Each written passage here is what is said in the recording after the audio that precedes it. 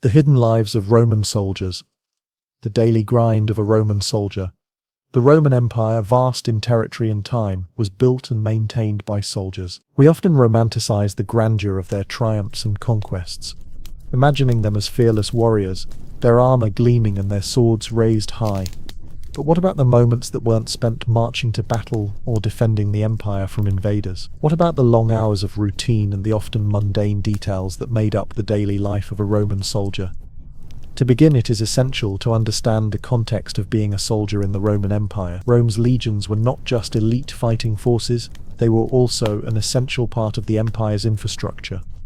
Soldiers were builders, engineers, guards, messengers, and of course warriors. The life of a soldier was hard, often monotonous, and filled with tasks that required patience, discipline, and an incredible amount of physical endurance. When a Roman soldier first enlisted, the reality of life in the legion would have hit immediately. A soldier's contract typically lasted 25 years, during which they would face grueling training, daily duties, and the occasional foray into battle.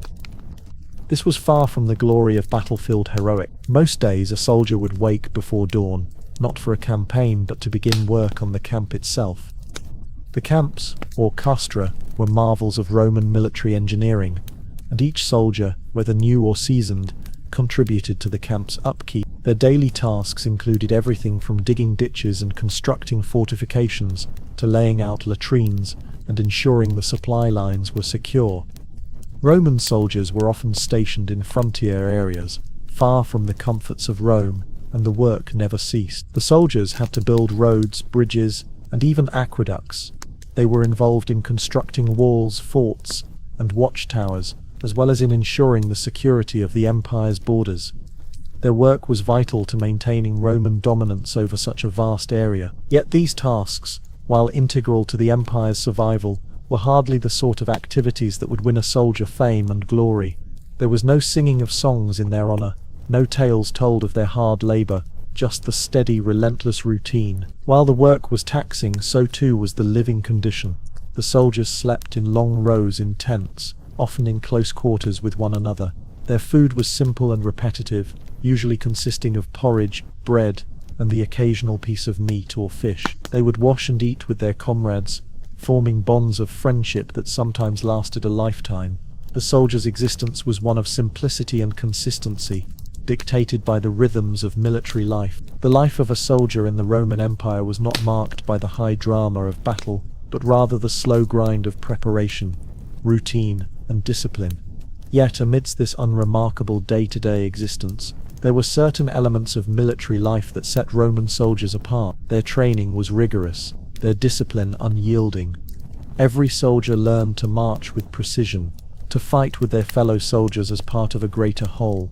They were taught how to maintain their weapons and armor, ensuring that every piece of equipment was in perfect working order. This attention to detail, this meticulousness, was what made the Roman military machine so effective.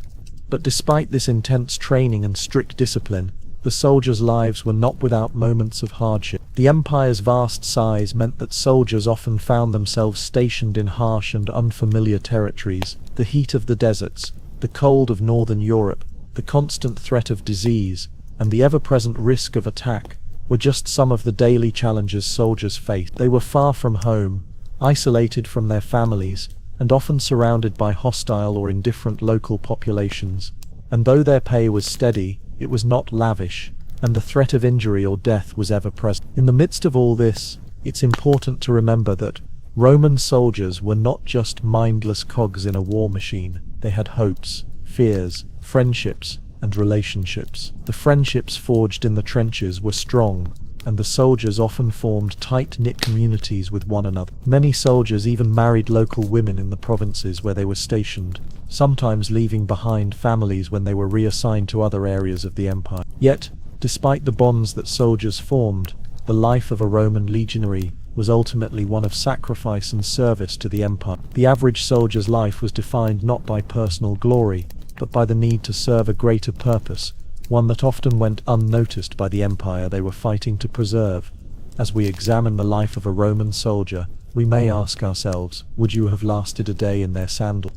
Would the constant routine, the hardship, and the sense of duty have been enough to keep you going for 25 years? Or would the sheer monotony have driven you to despair? And what about the families they left behind, the ones who had to continue their lives without them? These questions lead us to wonder, how did Roman soldiers view their time in the military? Did they ever question the significance of their sacrifices? Or did they take pride in the role they played in the empire's vast machinery? The hidden lives of Roman soldiers. Beyond the march, the unseen struggles of the Roman soldier. They woke early, worked tirelessly to build fortifications, and spent hours in repetitive tasks, all while living in rough conditions far from their homes and families. But beyond the endless march and the routine drills, there was a deeper, less visible side to the life of a Roman soldier, one that revolved around the psychological and physical tolls of such an existence. One of the most significant aspects of a soldier's life in the Roman Empire was the emotional and mental strain caused by the long periods of separation from family and home. A soldier might be stationed for years, even decades, in distant provinces. While Roman soldiers were not strangers to letters, as communication could be sent through military messengers, there was no way to guarantee the safety of that communication. What if the letter was intercepted? Or worse, what if a soldier's family had simply moved or vanished during the time of their service? Consider a soldier stationed along the empire's northernmost borders, far away from Rome in the cold, damp forests of Germania or Britannia. The soldier might not have heard from his family in months, or even years. He may have received a letter filled with bad news of a death, a sickness, or a separation from loved ones. How could a soldier maintain his morale, knowing that his service to Rome came at the cost of his family's well-being? The mental strain of such uncertainty was immense. To cope with this, soldiers often relied on their comrades, forming tight bonds of friendship and loyalty that helped them get through the long, lonely days. Some soldiers would even find solace in local women, marrying or forming long-term relationships with those they met while stationed in foreign lands. Yet, even these relationships were often fraught with difficulty. The soldiers knew their time in any given place was likely to be temporary, and the emotional toll of having to leave their families and loved ones behind again and again could have been overwhelming. But there were also other hidden struggles that Roman soldiers faced, one of the most pressing being the ever-present threat of disease. The life of a soldier, particularly those stationed in frontier regions, was rife with danger not just from enemy forces but from the very environment around them. Conditions could be harsh, and the soldiers' immune systems were often tested by the unfamiliar climates and diseases of far-off provinces. Roman soldiers, for instance, were not immune to the malaria that plagued the marshy regions of the empire. Similarly, soldiers stationed along the Danube or in other border areas faced the constant risk of catching a variety of infectious diseases, often spread by unsanitary living conditions. In fact, the most dangerous enemies faced by soldiers may not have been the tribesmen or invaders, but rather the invisible microbes and illnesses that could spread rapidly through their camps. Disease wasn't the only threat to soldiers' physical well-being. The life of a Roman legionary was, by its nature, violent. While many soldiers would spend the majority of their careers building roads and fortifications, a soldier's primary duty was still to fight, when required. Even though many battles were won through strategy and numbers, soldiers faced the brutal reality of hand-to-hand combat when they did fight. The Roman gladius, the short sword carried by each soldier, was designed for close-quarters fighting, and its use could be vicious. But the aftermath of battle often left soldiers with more than just physical scars. Many Roman soldiers would return from campaigns with debilitating wounds that would affect them for the rest of their lives. A soldier's service didn't just affect their mental and physical health, it also impacted their personal relationships. For soldiers who married while in the military, the separation from their families could strain their marriages. Many soldiers' wives had to fend for themselves, managing the household and children alone, often without any help or support. Some soldiers, having spent years away, might return home only to find their families changed or even gone. The instability and uncertainty that came with a soldier's life could tear families apart, even though the soldier had fought so hard to protect the empire and secure a better life for his loved one. Yet there was one other critical, often overlooked aspect of a soldier's life: the psychological impact of the military's rigid discipline. The Roman military was an institution built on discipline, and any soldier who broke the rules faced harsh punishment. Desertion was a grave crime, and soldiers who attempted to flee their posts were often executed, or worse, tortured to make an example of them. A soldier's loyalty to the empire was paramount, and this was drilled into them from the moment they enlisted. Imagine the constant pressure of having your every action scrutinized by your superiors. Every soldier knew that one misstep could be disastrous, not just for them personally, but for the entire legion. The fear of punishment for minor infractions could weigh heavily on the minds of soldiers, especially those who were stationed away from their home regions, far from the support systems they had once known. Even the most seasoned veterans could suffer under the pressure of constant vigilance. What then kept a Roman soldier going? Was it the promise of eventual retirement and land grants, a reward for years of service? Was it the loyalty to their comrades, to the legion they served with, or to the empire they had sworn to protect? Perhaps it was the discipline that the Roman military instilled in them, the sense of duty that kept them focused and productive, even in the face of overwhelming hardships. But could there have been soldiers who grew weary of the unending march, of the routine, of the endless battles? What did they dream of? What did they long for when the noise of the camp settled at night, when they lay down on their hard bedding staring up at the stars? There's one final question we must consider before moving on to the next chapter of their story. How did the empire manage to maintain this grueling, relentless system for so long? What made the Roman Empire so successful at keeping such a large, complex army running year after year, even when so many soldiers were broken by their experiences? What drove the empire to continue this cycle of hardship? And what, if anything, did soldiers get in return for their sacrifices? The hidden lives of Roman soldiers, the legacy of Roman soldiers, sacrifices, rewards, and the fall. As we now approach the final chapter in the life of the Roman soldier, we must consider the deeper consequences of their decades of service. Beyond the exhausting routines, the physical tolls, and the psychological burden, Roman soldiers left behind a legacy that shaped not only the history of their empire but also the future of military service worldwide. Yet, for all their sacrifices, the rewards were often fleeting and the costs immeasurable. The Roman soldier's career spanned 25 years, a commitment that was made in youth and often lasted into middle age. Upon completion of their service, soldiers were granted a pension, usually in the form of land, money, or both, depending on the emperor and the state of the empire. This pension was their reward for years of hard work, but it was also a means to secure the loyalty of the army. Land was scarce, and military service was one of the few paths to owning property, especially for those born outside the wealthy elite of Roman society. This promise of land gave soldiers a sense of hope, a dream of something better than the harsh realities they faced during their service. Yet, the reality of retirement was often far from what soldiers might have expected.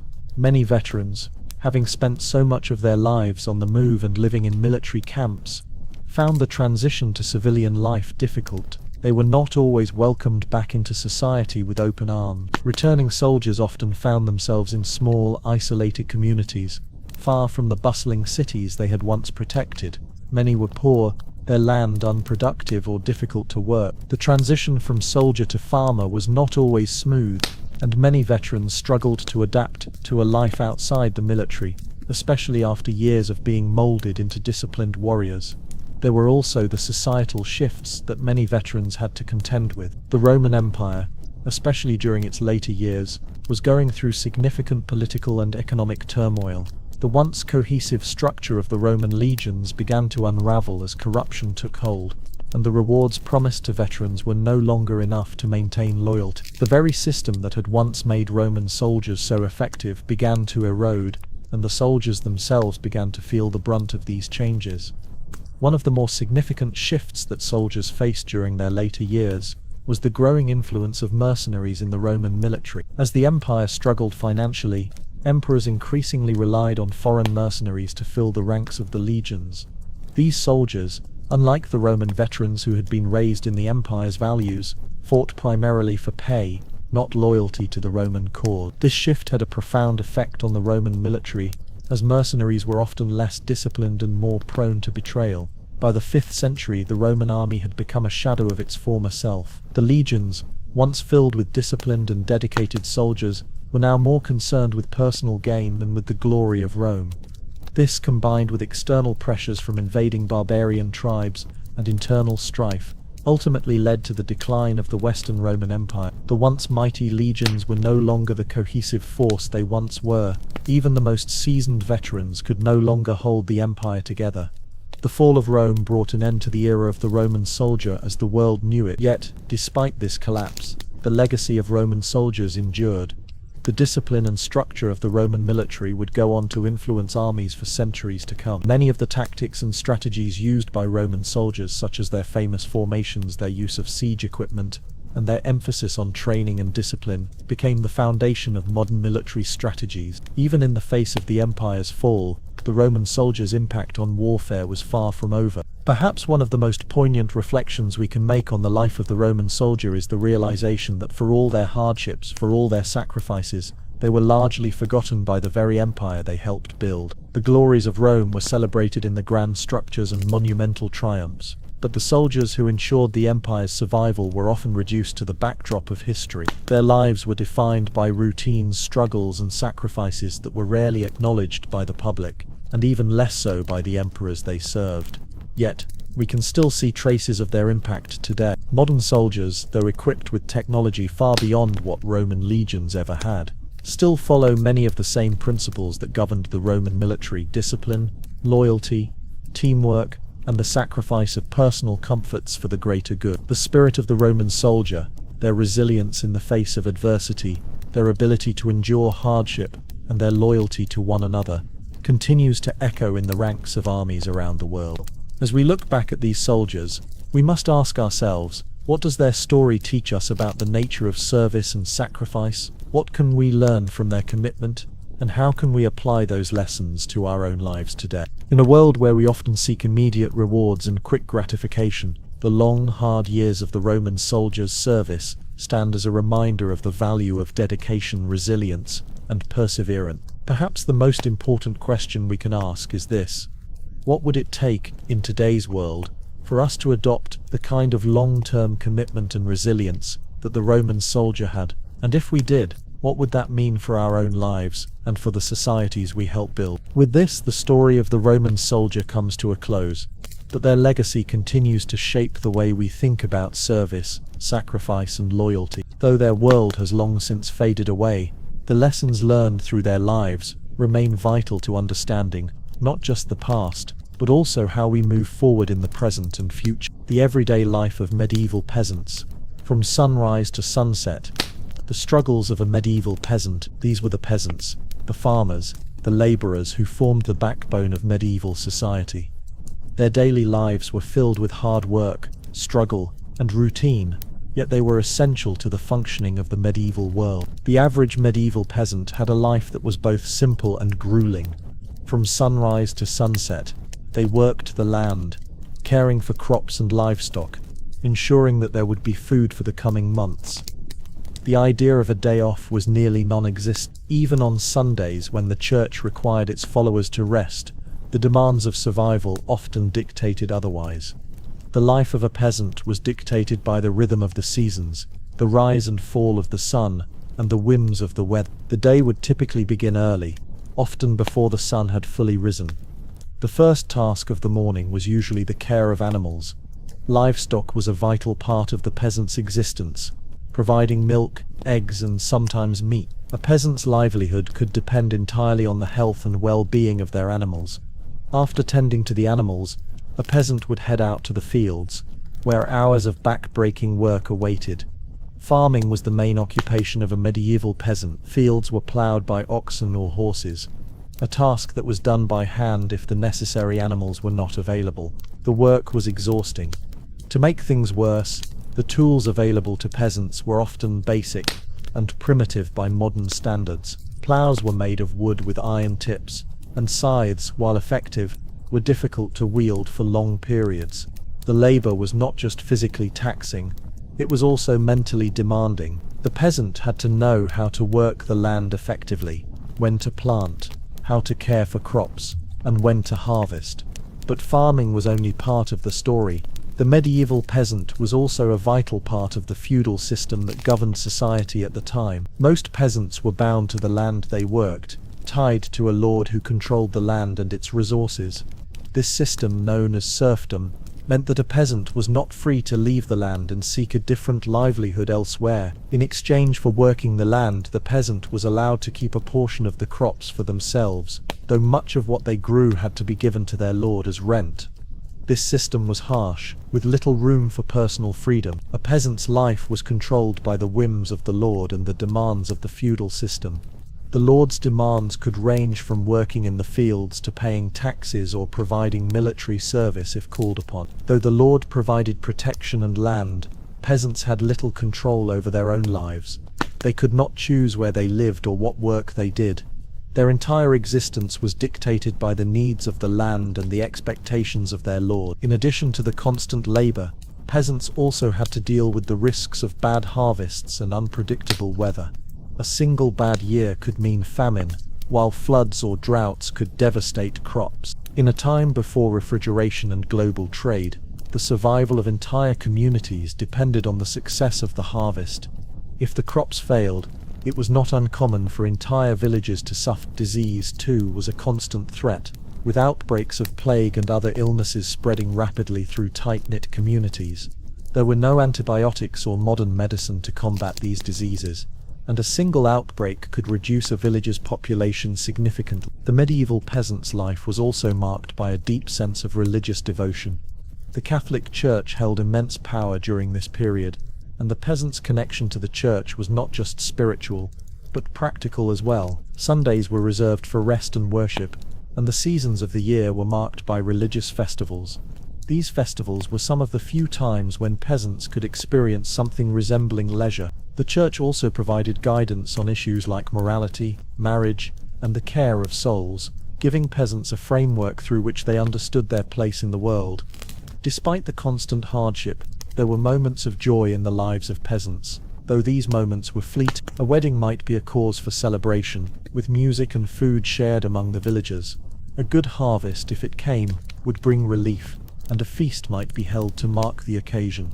But these were rare moments in a life otherwise filled with hard work and deprivation. Peasants did not often leave their villages. Travel was expensive, difficult, and time-consuming.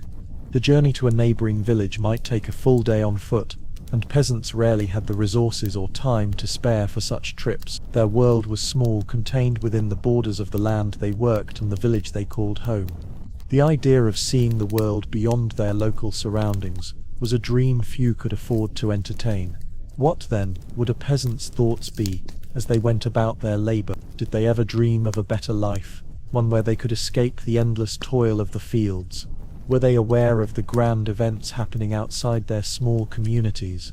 The rise and fall of kings, the great battles fought by knights, the movements of armies across the land? Or did they live day after day, focused solely on the immediate demands of survival? The harshness of their existence leads us to wonder, what kept the peasant going, day after day, year after year? Was it the hope of a better future? The belief that hard work would eventually bring reward? Or was it the simple, unyielding necessity of survival? The knowledge that without work there could be no food, no shelter, no future? These questions leave us wondering, could the average peasant have ever imagined the world they lived in, with all its complexity and struggle, could ever change? Could they have ever thought that one day, centuries later, we would look back on their lives with both awe and sympathy, wondering how they managed to survive so many hardships? Beyond the fields, the peasant's role in medieval society. In the previous section, we explored the grueling day-to-day existence of a medieval peasant, from the early morning hours spent caring for livestock and ploughing fields to the demanding work dictated by the harsh realities of serfdom. Life for the peasant was marked by a constant struggle for survival. Yet, while much of their time was consumed by these exhausting tasks, there was a broader role that peasants played in medieval society, one that intertwined with the political, religious, and economic structures of the time. Despite their lowly status, peasants were integral to the functioning of the medieval world. The very foundation of medieval society was built upon the labor of these farmers, who worked tirelessly to feed not only themselves and their families, but also the lords, knights, and clergy who depended on them. The majority of medieval people lived in rural villages, and their lives were shaped by the relationships they had with the land, their lord, and the church. As we've seen, most peasants lived under the feudal system, which was defined by a rigid social hierarchy. At the top of this structure were the king and nobles, who owned vast tracts of land.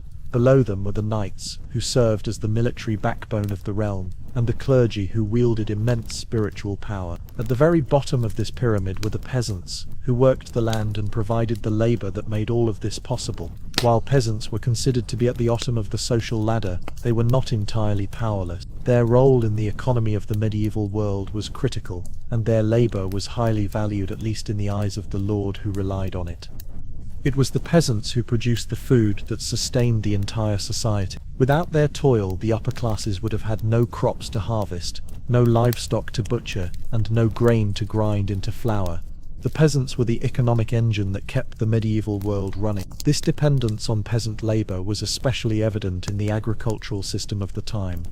Medieval peasants worked in the open fields, often in a system known as the three-field system. This system divided the land into three parts: one part for wheat or barley, another for oats or rye, and a third left fallow to allow the soil to recover. This rotation allowed for more efficient use of the land, but it also meant that peasants had to manage their fields carefully and be prepared for the seasonal fluctuations of crop yields.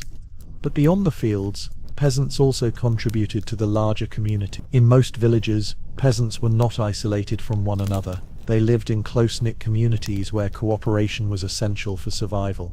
The work was shared, and tasks like repairing roads, building homes, and even harvesting crops often involved collective efforts. A sense of community and mutual dependence developed among peasants, who had to rely on one another for both physical labor and social support. This sense of shared responsibility extended to the church as well. The Catholic Church was an omnipresent force in medieval life, and for the peasant, it was often the center of both spiritual and community life. The church not only offered solace and guidance in times of hardship, but it also played a critical role in maintaining social order. Churches were often the largest buildings in a village, and they served as gathering places for not only religious services but also for major life events such as baptisms, marriages, and funerals. The peasants' bond with the church was profound. Many of the events that marked the passage of time for peasants were governed by the church's calendar. Yet the relationship between peasants and the church was not always harmonious. While the church preached humility and faith, it also held a significant amount of power over the lives of the people. The church required peasants to give a portion of their crops, known as tithes, as a form of taxation. These tithes were meant to support the church and its clergy, but for peasants they often represented an additional burden on top of their already strained livelihoods. The church also played a role in enforcing social order, teaching peasants to accept their lowly status as part of God's divine plan. In this way, the church reinforced the hierarchical structure of medieval society, teaching peasants that their place in life was ordained and that their suffering was part of a greater divine purpose.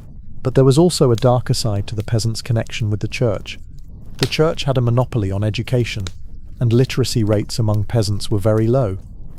As a result, the church often wielded considerable influence over the beliefs and actions of the common people. Many peasants lived in fear of excommunication or other forms of religious punishment. Even small missteps, such as failing to attend Mass, breaking fasts, or committing sins, could result in severe spiritual consequences. The fear of divine retribution, combined with the physical hardships of daily life, created a pervasive atmosphere of tension and uncertainty for the peasantry. Still, some peasants did manage to find ways to challenge the system, even if only subtly. In times of particularly poor harvests, peasants sometimes organized collective protests or uprisings, demanding fairer treatment from their lords. The most famous of these uprisings was the Peasants' Revolt of 1381 in England, where peasants, suffering from the economic consequences of the Black Death and oppressive taxation, rose up in protest. Though ultimately unsuccessful, the revolt demonstrated that peasants were not entirely powerless, and that they were capable of challenging the system that kept them oppressed. Peasants also sought out ways to improve their lives through marriage and inheritance. Peasant marriages were often strategic, helping families to secure better land or more resources.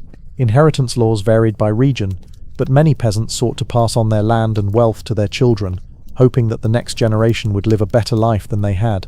However, inheritance laws often favored the lord, and peasants could lose their land if they failed to meet the demands of their contracts or failed to pay rent. The life of a medieval peasant, then, was a delicate balance between survival, labor, faith, and the occasional act of resistance. They were simultaneously the most exploited and the most essential members of medieval society, caught in a system that rewarded their labor, yet offered them few opportunities for advancement. Their role in the world of lords and kings may have been unseen by those in power, but without them, the medieval world would have crumbled. It leads us to ask, how much of their labor did medieval peasants understand as shaping the world beyond their village? Were they aware of their own importance, or were they resigned to their place in life, seeing no possibility for change? Could they have ever imagined that their work, so mundane, so repetitive, so thankless, would eventually lead to the transformation of society as we know it? These questions linger in the air, and it's worth considering how their sacrifices, struggles, and small victories shaped the world we live in today, the decline of serfdom, and the legacy of the peasant struggle. As we reach the final chapter of the life of the medieval peasant, we must acknowledge that the world these individuals inhabited was not one set in stone.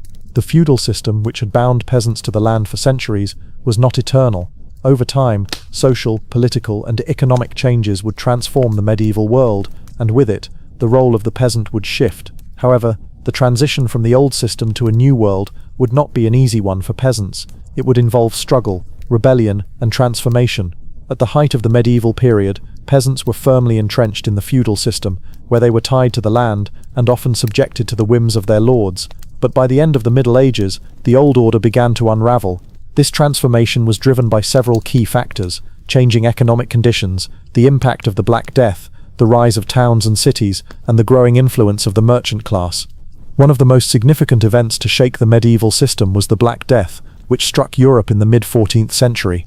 The plague decimated populations across the continent, wiping out an estimated one-third of Europe's population. This population loss had profound effects on the labor market, particularly for peasants. With fewer workers available, landowners found themselves in need of labor to tend their fields. Peasants, previously bound by feudal obligations, began to find themselves in a stronger position.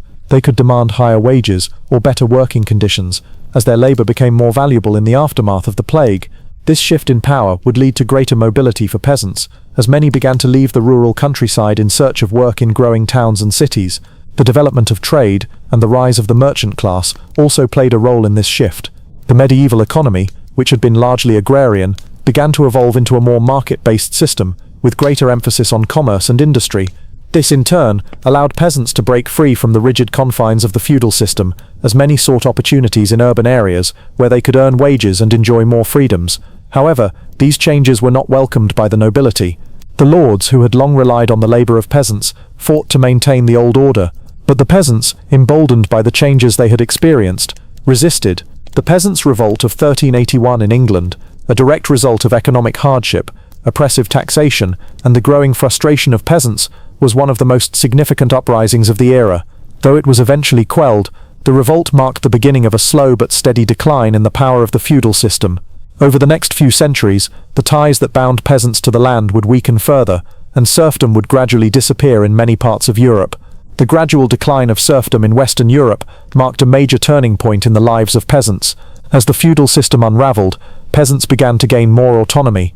The development of the market economy allowed many to work for wages rather than as bound laborers.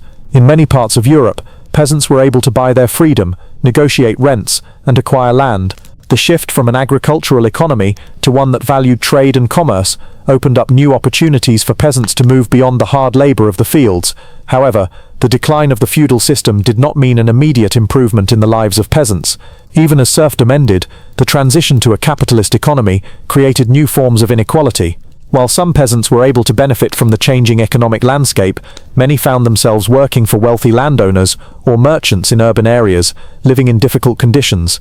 The promise of freedom and prosperity was not realized by all.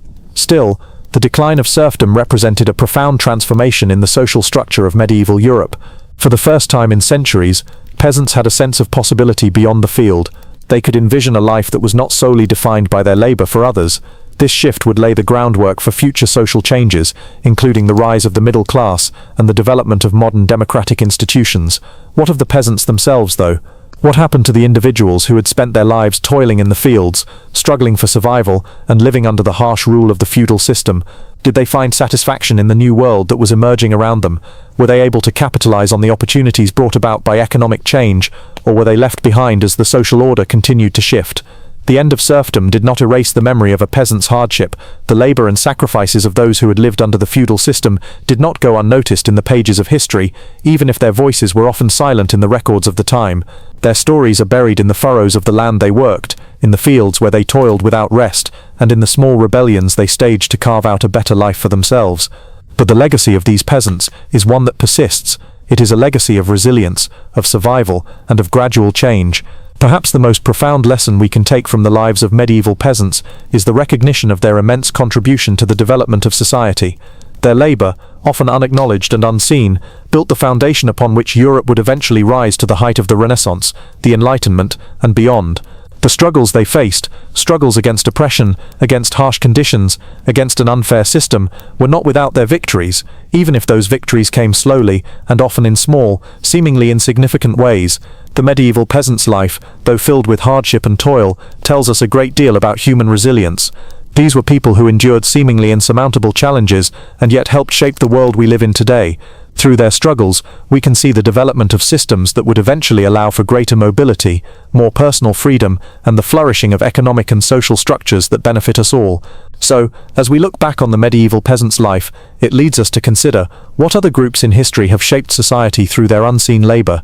What other struggles, hidden from the grand narratives, have paved the way for progress and transformation?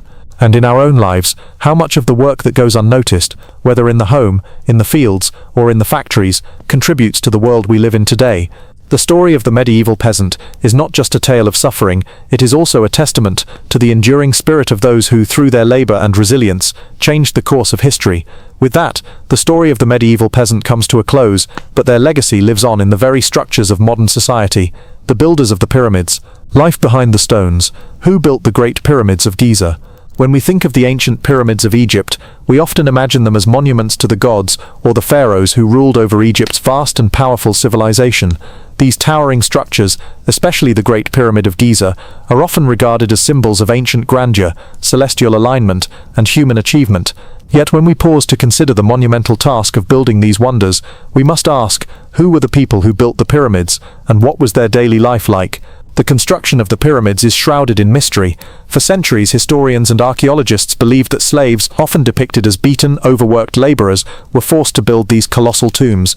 This image of the pyramid builder as a suffering slave is deeply ingrained in our understanding of ancient Egypt, but recent evidence has challenged this assumption, suggesting that the builders of the pyramids were in fact skilled workers who worked under the direction of the state. So who were these workers, and what was their role in the creation of these iconic monuments? At the peak of Egypt's Old Kingdom, roughly 4,500 years ago, the Great Pyramid was constructed during the reign of Pharaoh Khufu, also known as Cheops. It is believed that over 2 million stone blocks, each weighing between 2.5 to 15 tons, were used to build the Great Pyramid alone. The sheer scale of this endeavor would have required an immense workforce, but perhaps not the hordes of slaves we've been led to believe. Archaeological evidence from workers' cemeteries near the pyramids suggests that the labor force was composed primarily of skilled laborers, craftsmen, and seasonal workers, rather than slaves. These workers lived in nearby villages, specifically built to house them during the construction period.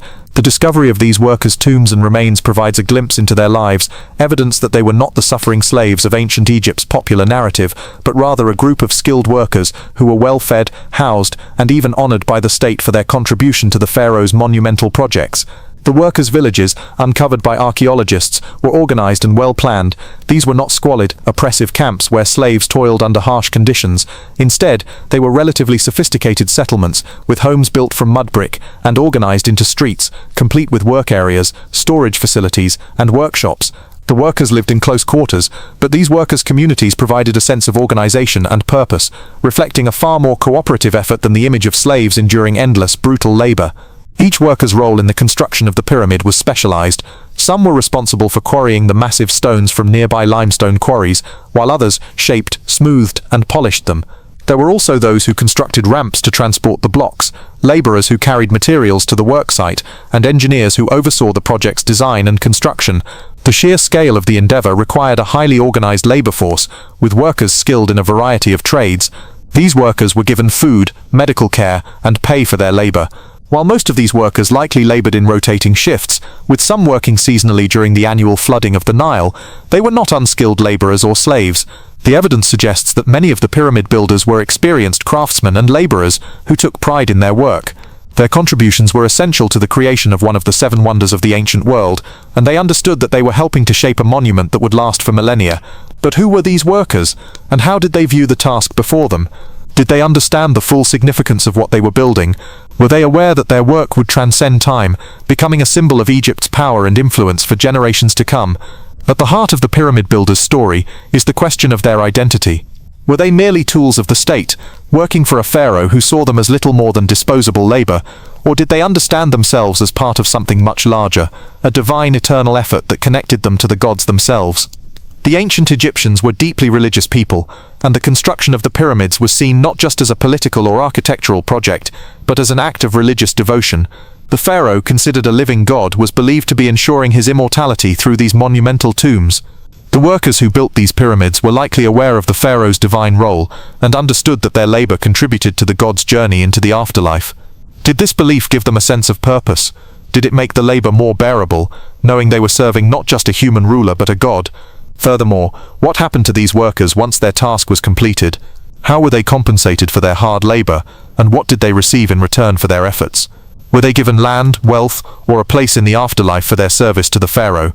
Evidence from their burial sites suggests that they were not forgotten. The workers who died during the construction were buried with honor, often with personal items and offerings to accompany them in the afterlife. This is a significant departure from the traditional view of ancient Egyptian laborers as mere tools of a god-king's will. Yet, even with this evidence, questions remain. How much of the pyramid builders' labor was truly voluntary? Were there elements of coercion, especially among those who were less skilled, less valued, or less connected to the central administration? And what role did the local communities play in the pyramid building process? Were they eager participants, or were they forced into these efforts to pay off debts or fulfill obligations to the state? These questions remain largely unanswered, but they highlight the complexity of the situation. The reality of the pyramid builders' lives was likely a mix of devotion, duty, and survival. They were participants in a grand vision of immortality and divine power, but they were also individuals living in an ancient world that often required immense personal sacrifice. This leads us to wonder, what drove these workers to dedicate themselves to such a monumental project? Were they driven by faith, a sense of civic duty, or the need to survive in a world where work was a constant necessity? And how did they reconcile their role in building a symbol of divine power with the reality of their own lives, where the rewards were often intangible, deferred, or reserved for others? These questions point to a deeper understanding of the pyramids. They were not just the product of the might of a single ruler, but also the labor and sacrifices of countless individuals, laborers, artisans, and engineers who worked together to create one of the most enduring symbols of human achievement, the engineering marvels of the Great Pyramid and its construction. As we continue our exploration into the lives of those who built the Great Pyramid, it's essential to turn our attention not only to the workers themselves, but also to the incredible engineering feat that they undertook. The construction of the Great Pyramid of Giza, under Pharaoh Khufu's reign, is one of the most remarkable achievements of the ancient world. But how did the ancient Egyptians manage to transport and assemble millions of heavy stones, some weighing several tons, into a structure that has stood for over 4,000 years? The Great Pyramid, originally standing at 146.6 meters, 481 feet, tall, is the largest of the three pyramids at Giza. It was designed to be a tomb for Pharaoh Khufu, but its construction was no small task. It is believed that it was built over a 20-year period during Khufu's reign in the 4th dynasty of the Old Kingdom. The fact that the pyramid was completed within such a relatively short period of time, using the tools and technology of the time, speaks to the extraordinary skill, ingenuity, and organization of the Egyptian labor force. First, it's important to understand the sheer scale of the project. The Great Pyramid was constructed using around 2.3 million stone blocks, each weighing between 2.5 and 15 tons. To put this into perspective, consider that the construction of the pyramid required not just physical labor, but advanced planning and technical expertise to manage the transportation and assembly of these massive stones. How did they move such colossal blocks? And how were they able to position them with such precision? The materials for the pyramid came from a variety of sources. The outer casing stones were made of highly polished Tura limestone, quarried near Cairo, which provided the smooth surface that once made the pyramid gleam in the sunlight. The inner core of the pyramid, which makes up the bulk of its mass, was constructed from local limestone, and granite blocks brought in from Aswan were used for the inner chambers. The transport of these stones alone was an engineering marvel. Recent archaeological studies suggest that the stones used in the construction of the pyramid were moved using a combination of human labor, sledges, and ramps. Sledges, Large wooden sleds would have been used to drag the massive stones across the ground. Workers, possibly using ropes and manpower, would position the stone onto the sleds and drag it along pathways toward the pyramid site. The sleds would have been moved over prepared surfaces, which were likely lubricated with water to reduce friction and make the process easier. Evidence of this method has been uncovered by archaeologists, who found traces of this lubrication technique in the form of crushed limestone dust that could have been mixed with water to create a smooth surface for the sleds to glide over. The most debated question, however, is how the massive stones were lifted into place, particularly as the pyramid grew taller and taller. To achieve this, the ancient Egyptians likely used ramps, but the exact design and method of these ramps remain a subject of debate among scholars. Several theories exist, but the most widely accepted is that the Egyptians used a system of straight ramps or spiral ramps to transport the stones up the pyramid as it was constructed. One theory suggests that a straight long ramp was built from the base of the pyramid to the top, allowing workers to drag the stones up the incline. However, this method would require an enormous amount of space, and the ramp would have had to be extended as the pyramid grew taller, which seems impractical. Other theories propose that a spiral ramp was built around the pyramid's exterior, or even inside the pyramid itself. These ramps could have been gradually built up as the pyramid rose, allowing the workers to bring stones higher and higher with each level of construction. In either case, the construction of the Great Pyramid required a level of organization and planning that is difficult to fathom, especially considering the limited technology available to the builders. The pyramid's sheer size and precision are a testament to the mathematical knowledge of the ancient Egyptians. The angle of the pyramid's sides, which is approximately 51 degrees, was carefully calculated to ensure the stability of the structure. The alignment of the pyramid with the cardinal directions north, south, east, and west is another impressive feat of engineering. The ancient Egyptians used the stars to accurately determine these directions, creating a structure that was not only an architectural achievement, but also a celestial one. But what about the workers themselves? How did they manage such a Herculean task? As discussed in the previous section, most of the workers were likely skilled laborers and craftsmen, organized into teams based on their expertise. The workers were probably housed in workers' villages, which were built near the pyramid site. These villages were equipped with everything the workers needed, from housing and food to medical care. The work was likely divided into different phases, with some teams focused on quarrying the stone, others on transporting the blocks, and yet others on the actual assembly of the pyramid. The workers' roles would have been specialized, with engineers overseeing the technical aspects of construction and laborers executing the physical tasks. The logistics of organizing such a large workforce were complex, and the work would have required careful planning and coordination. But while the construction of the pyramid was an impressive feat of engineering, it was also a monumental social project. The labor force was not only skilled and organized, but also worked under the direction of the state. Pharaoh Khufu's monumental project was, in a sense, a demonstration of his divine power. The pyramid was not just a tomb, it was a statement of the pharaoh's eternal authority, and the workers who built it, while likely motivated by a sense of duty, also served a larger social and religious purpose. They were not just building a tomb, they were creating a link between the pharaoh and the gods. This connection to the divine would have provided the workers with a sense of spiritual purpose and pride in their work. But there remains a central question. Did the workers understand the full scale of the project? Were they fully aware of the legacy they were creating?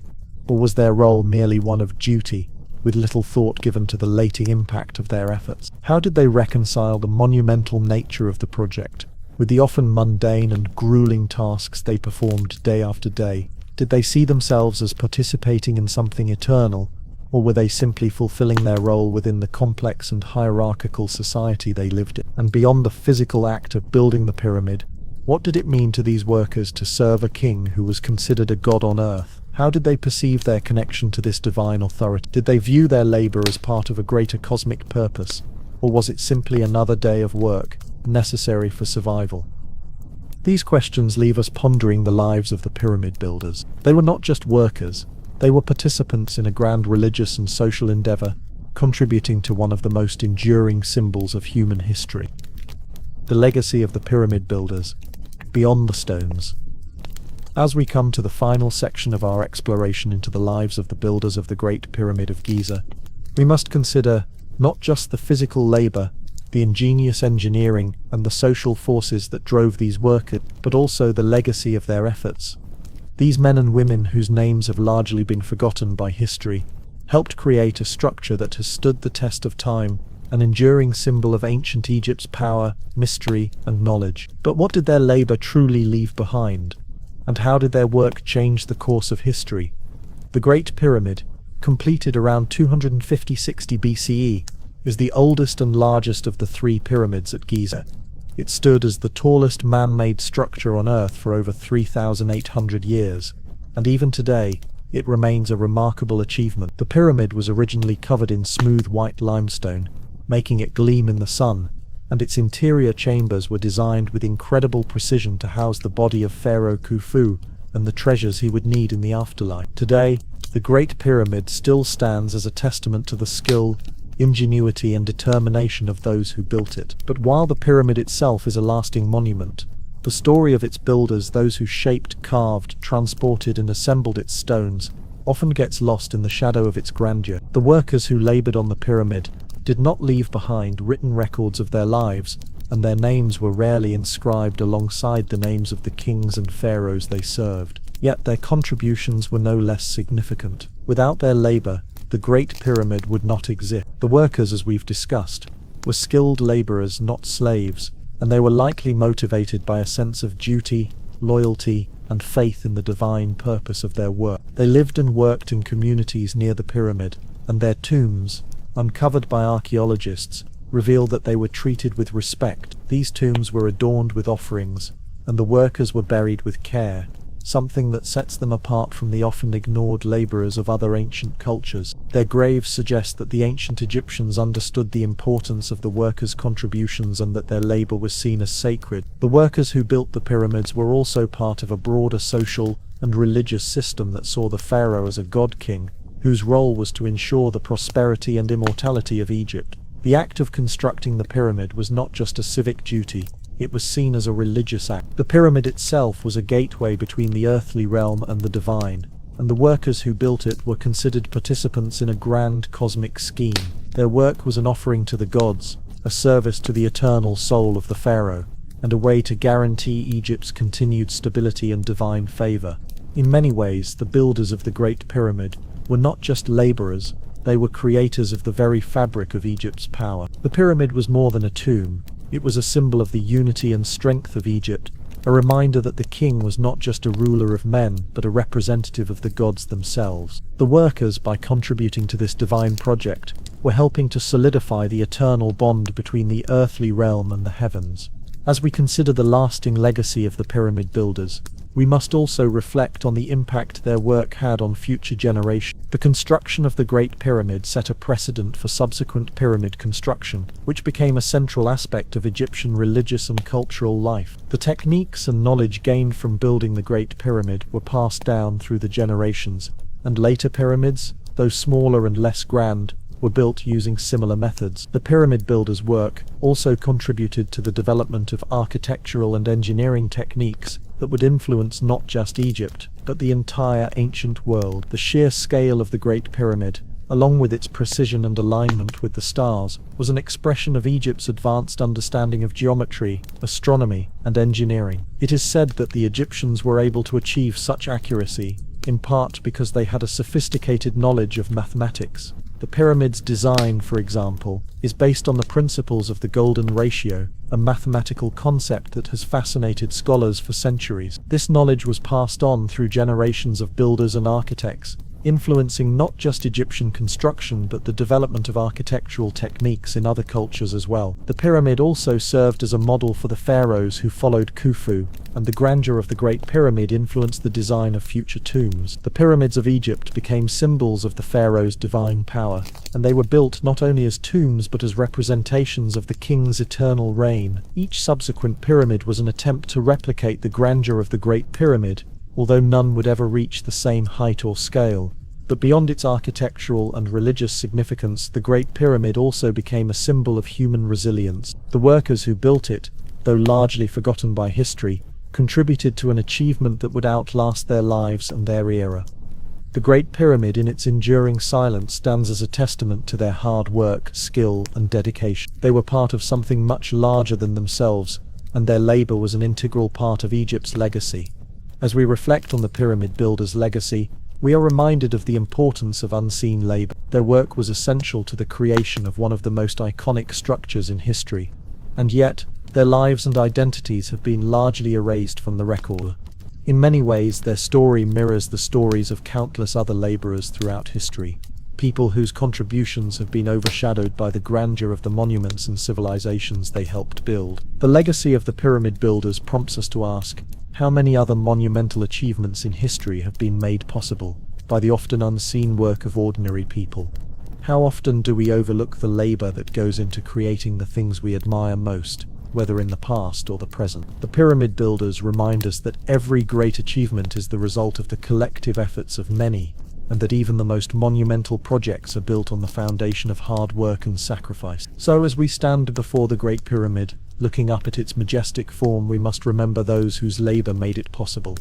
They were not just builders of stones, they were builders of history, shaping a legacy that endures to this day. And though their names may never be known, their work lives on, echoing through the ages as a reminder of human ingenuity, perseverance, and the timeless drive to leave a mark on the world. With that, the story of the pyramid builders concludes, but their legacy remains a part of our shared history. The making of the Great Wall of China, the origins of the Great Wall, a monument to survival.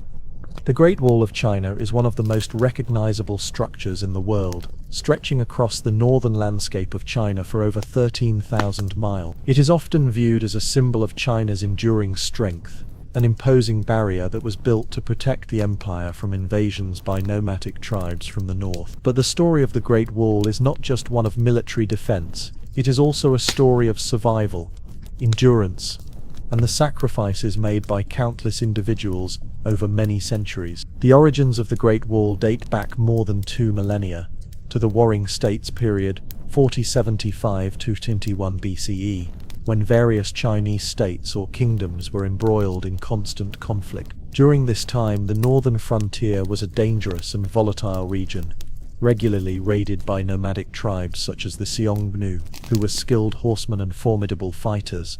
These invasions posed a constant threat to the stability of the Chinese state. It was during this time that the first walls began to take shape. These early fortifications were not the massive, continuous structures we think of today. Instead, they were a series of isolated walls, built by individual states, designed to protect against the incursions of rival states and nomadic tribes. These early walls were made of earth, wood, and stone, and were typically low in height, more deterrents than impenetrable barriers. However, it was the unification of China under the Qin dynasty in 21 BCE that would give rise to the monumental construction of the Great Wall as we know it. Emperor Qin Shi Huang, the first emperor of China, sought to consolidate power and protect his newly unified empire from the nomadic tribes in the north. He ordered the construction of a more unified, extensive wall that would stretch from the eastern coast of China to the western desert. But this was no simple project. Building the Great Wall was an immense logistical and labor-intensive challenge, requiring vast amounts of resources, manpower, and time. Emperor Qin's ambitious vision demanded the mobilization of hundreds of thousands of workers, including soldiers, peasants, and prisoners, many of whom worked under harsh conditions. The wall was to be a massive structure, designed not only to prevent invasions but also to symbolize the power and authority of the emperor. As the work began, the scale of the task became apparent. The Great Wall was not a single continuous wall but a network of walls, watchtowers, and fortifications. The construction spanned thousands of miles and required the movement of massive quantities of materials such as earth, wood, and stone. Workers, who were often conscripted from the peasant population or used as punishment for prisoners, faced grueling labor conditions. Many died from the harsh climate, diseases, and accidents during construction, adding to the grim reality of this monumental project. The wall's construction was far from a smooth process. The terrain in which the wall was being built was varied and challenging, from the desolate deserts in the west to the steep mountains in the north. In some areas, the wall had to be constructed on rocky ridges, requiring complex engineering techniques. In other areas, the wall was built through marshlands, where the workers had to construct embankments to prevent the structure from sinking into the swampy ground. Despite the difficulties, the construction of the wall was seen as vital to the survival of the Qin dynasty and the defense of the empire. The wall was not just a military barrier, it was also a psychological one, a representation of the emperor's power and control. For the people living in the northern regions, the Great Wall served as a constant reminder of the emperor's presence and the strength of the empire. But while the Great Wall was built to keep invaders out, It also had a profound effect on those who lived in the regions it protected. The wall was not just a passive defense, it was an active military tool, complete with garrison stations, lookout towers, and forts. Soldiers stationed along the wall were responsible for monitoring the border, signaling any approaching threats, and defending against any invasion. The military presence along the wall was intense, with thousands of soldiers and their families living in the surrounding areas. Despite the emperor's ambitious vision, the Great Wall was not entirely successful in keeping invaders at bay. Though it slowed down nomadic raids, the wall was not an impenetrable barrier.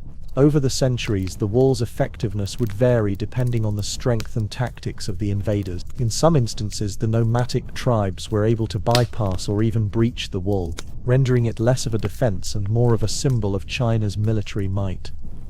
As we consider the creation of the Great Wall, we must also ask, what motivated the laborers who built it? Were they driven by a sense of duty to their emperor and country, or were they coerced into this monumental task? Many workers were conscripted or forced into labor, while others volunteered in the hopes of securing a better life or avoiding punishment. For some, the wall may have represented an opportunity to demonstrate loyalty to the emperor, while for others, it was a harsh reminder of their lowly status and lack of freedom. We must also consider the lives of those who lived along the wall. For the peasants who worked on the wall, their lives were often defined by poverty, hardship, and the demands of an authoritarian regime. But for those who lived in the garrison towns, life was slightly different. The soldiers and their families, while still under the control of the emperor, had the benefit of military protection, and were part of a hierarchical system that provided a degree of security. These people were part of a military society that valued discipline, loyalty, and honor, though it came at the cost of personal freedom. Despite its challenges, the Great Wall eventually became a defining feature of China's northern frontier, and over time it would be rebuilt, expanded, and fortified by subsequent dynasties, including the Han, Tang, and Ming. The most famous sections of the wall, which still stand today, were built during the Ming Dynasty, 1368-1644. The Ming Dynasty invested heavily in the wall, strengthening its fortifications and rebuilding sections that had fallen into disrepair. The wall's role in Chinese history cannot be overstated. It became a symbol of China's enduring strength, a physical representation of the empire's determination to survive and protect itself from external threats. Even in modern times, the Great Wall continues to stand as a symbol of China's cultural heritage, resilience, and history. It is a reminder of the lengths to which ancient civilizations went to protect themselves, and of the labor, sacrifice, and vision that went into creating such a monumental structure. As we reflect on the making of the Great Wall, we are left to ponder, what does the Great Wall represent in a modern context? How does it speak to our own desires for protection, security, and control? In a world where borders are constantly shifting, where civilizations rise and fall, what can we learn from the wall's enduring presence and the efforts of those who built it? The Great Wall of China is not just a structure of stone, it is a monument to survival, a symbol of perseverance and human resilience in the face of adversity. It stands as a reminder that great achievements are often built on the sacrifices of many, and that the labor of countless individuals, whose names we may never know, can leave a lasting mark on history. The soldiers, builders, and the people behind the wall. As we continue to explore the monumental effort that went into constructing the Great Wall of China, it's crucial to understand the lives of the people who lived along the wall and were tasked with its construction. These were not just the workers and engineers who built it, but the soldiers who guarded it, the peasants who lived nearby, and the families who were dependent on the wall's existence for their survival. The Great Wall's creation was not just a matter of construction, it was a matter of culture, identity, and the very foundation of the empire. In the early days of the wall's construction, especially under the Qin dynasty, much of the work was done by conscripted labor. Thousands of workers were drafted from the peasant population, with many being forced to leave their farms and families to work on the wall. These laborers were not only responsible for hauling stone and constructing the physical structure, but also for building the roads, supply lines, and infrastructure that would support the wall's construction. This labor force was not composed entirely of peasants, however. Prisoners, criminals, and even political dissidents were also sent to work on the wall as punishment for their perceived transgressions. It is believed that many of these individuals faced harsh conditions during their time on the wall, with little to no rights or privileges. The work was grueling, and many prisoners died from the harsh conditions of the labor camps, the brutal climate, or the constant danger of accidents as stones and materials were moved into place. Despite the difficulties, there were some who volunteered to work on the wall. Many of these volunteers were motivated by the promise of rewards, or the desire to escape the harsh realities of their lives in rural China. The government of the Qin dynasty promised land, money, and even titles for those who contributed to the building of the wall. This was particularly appealing to peasants who lived in poverty and were at the mercy of local warlords. For some, the promise of a better life was enough to motivate them to join the monumental effort. The soldiers who manned the Great Wall were an integral part of its construction as well. They were not only the defenders of the empire, guarding the northern frontier against invasions, but also the overseers and protectors of the laborers. The soldiers were responsible for ensuring that the construction of the wall was completed on time, and they maintained order in the labor camps, often through harsh discipline. The work was not always smooth, and there were frequent complaints from the laborers, who felt that the soldiers treated them with cruelty. The soldiers themselves faced their own hardships, often enduring extreme weather, isolation, and the constant pressure to defend the wall from attack. The soldiers stationed along the Great Wall were an essential part of China's military apparatus. The wall was more than just a physical barrier. It was a military defense system that required constant vigilance and readiness. The soldiers were stationed at various points along the wall, manning watchtowers, fortresses, and garrison towns that dotted the length of the wall. They were tasked with signaling the arrival of enemy forces, coordinating defense strategies, and providing a rapid response to any incursion. Life for the soldiers stationed on the wall was harsh and isolated, and many spent years in the remote outposts, far from their families and homes. While the soldiers manning the Great Wall were concerned with defense, the peasants and workers living along the wall had a different relationship with the structure. For the peasants, the wall was a double-edged sword. On one hand, it offered a measure of security. The presence of the wall and the soldiers who guarded it offered protection from raiders and invaders from the north. On the other hand, the wall represented the imperial system that controlled their lives. It was a constant reminder of their subjugation and the demands of the state. The peasants were required to provide food, supplies, and labor to the soldiers and workers who constructed and maintained the wall. The peasants were the backbone of the Great Wall's existence, but they also bore the brunt of its burden. As the wall was built and expanded over the centuries, it began to change the landscape of northern China. New villages, towns, and garrison settlements sprang up along the wall, providing shelter for the soldiers and their families. These settlements were often isolated and remote, with few resources or luxuries. Life in these frontier towns was tough. The soldiers and their families had to contend with the harsh climate, scarce resources, and constant threat of attack. However, these settlements also served as a vital part of China's defense strategy. They acted as centers for trade, military supply, and communication.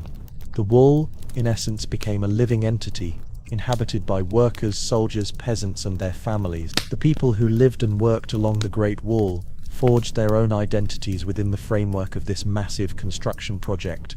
Many of them likely viewed the wall not just as a military fortification, but as a symbol of their resilience and perseverance. Over time, the wall became an intrinsic part of the culture and history of northern China, a constant reminder of the empire's enduring strength. One of the most significant impacts of the Great Wall on those who lived near it was its influence on social and political organization. The vast manpower required to build and maintain the wall led to the centralization of authority. The emperor's government, which controlled the resources and labor of the people, became more powerful. The wall also influenced the development of a military aristocracy, as soldiers who served along the wall were often rewarded with land and status.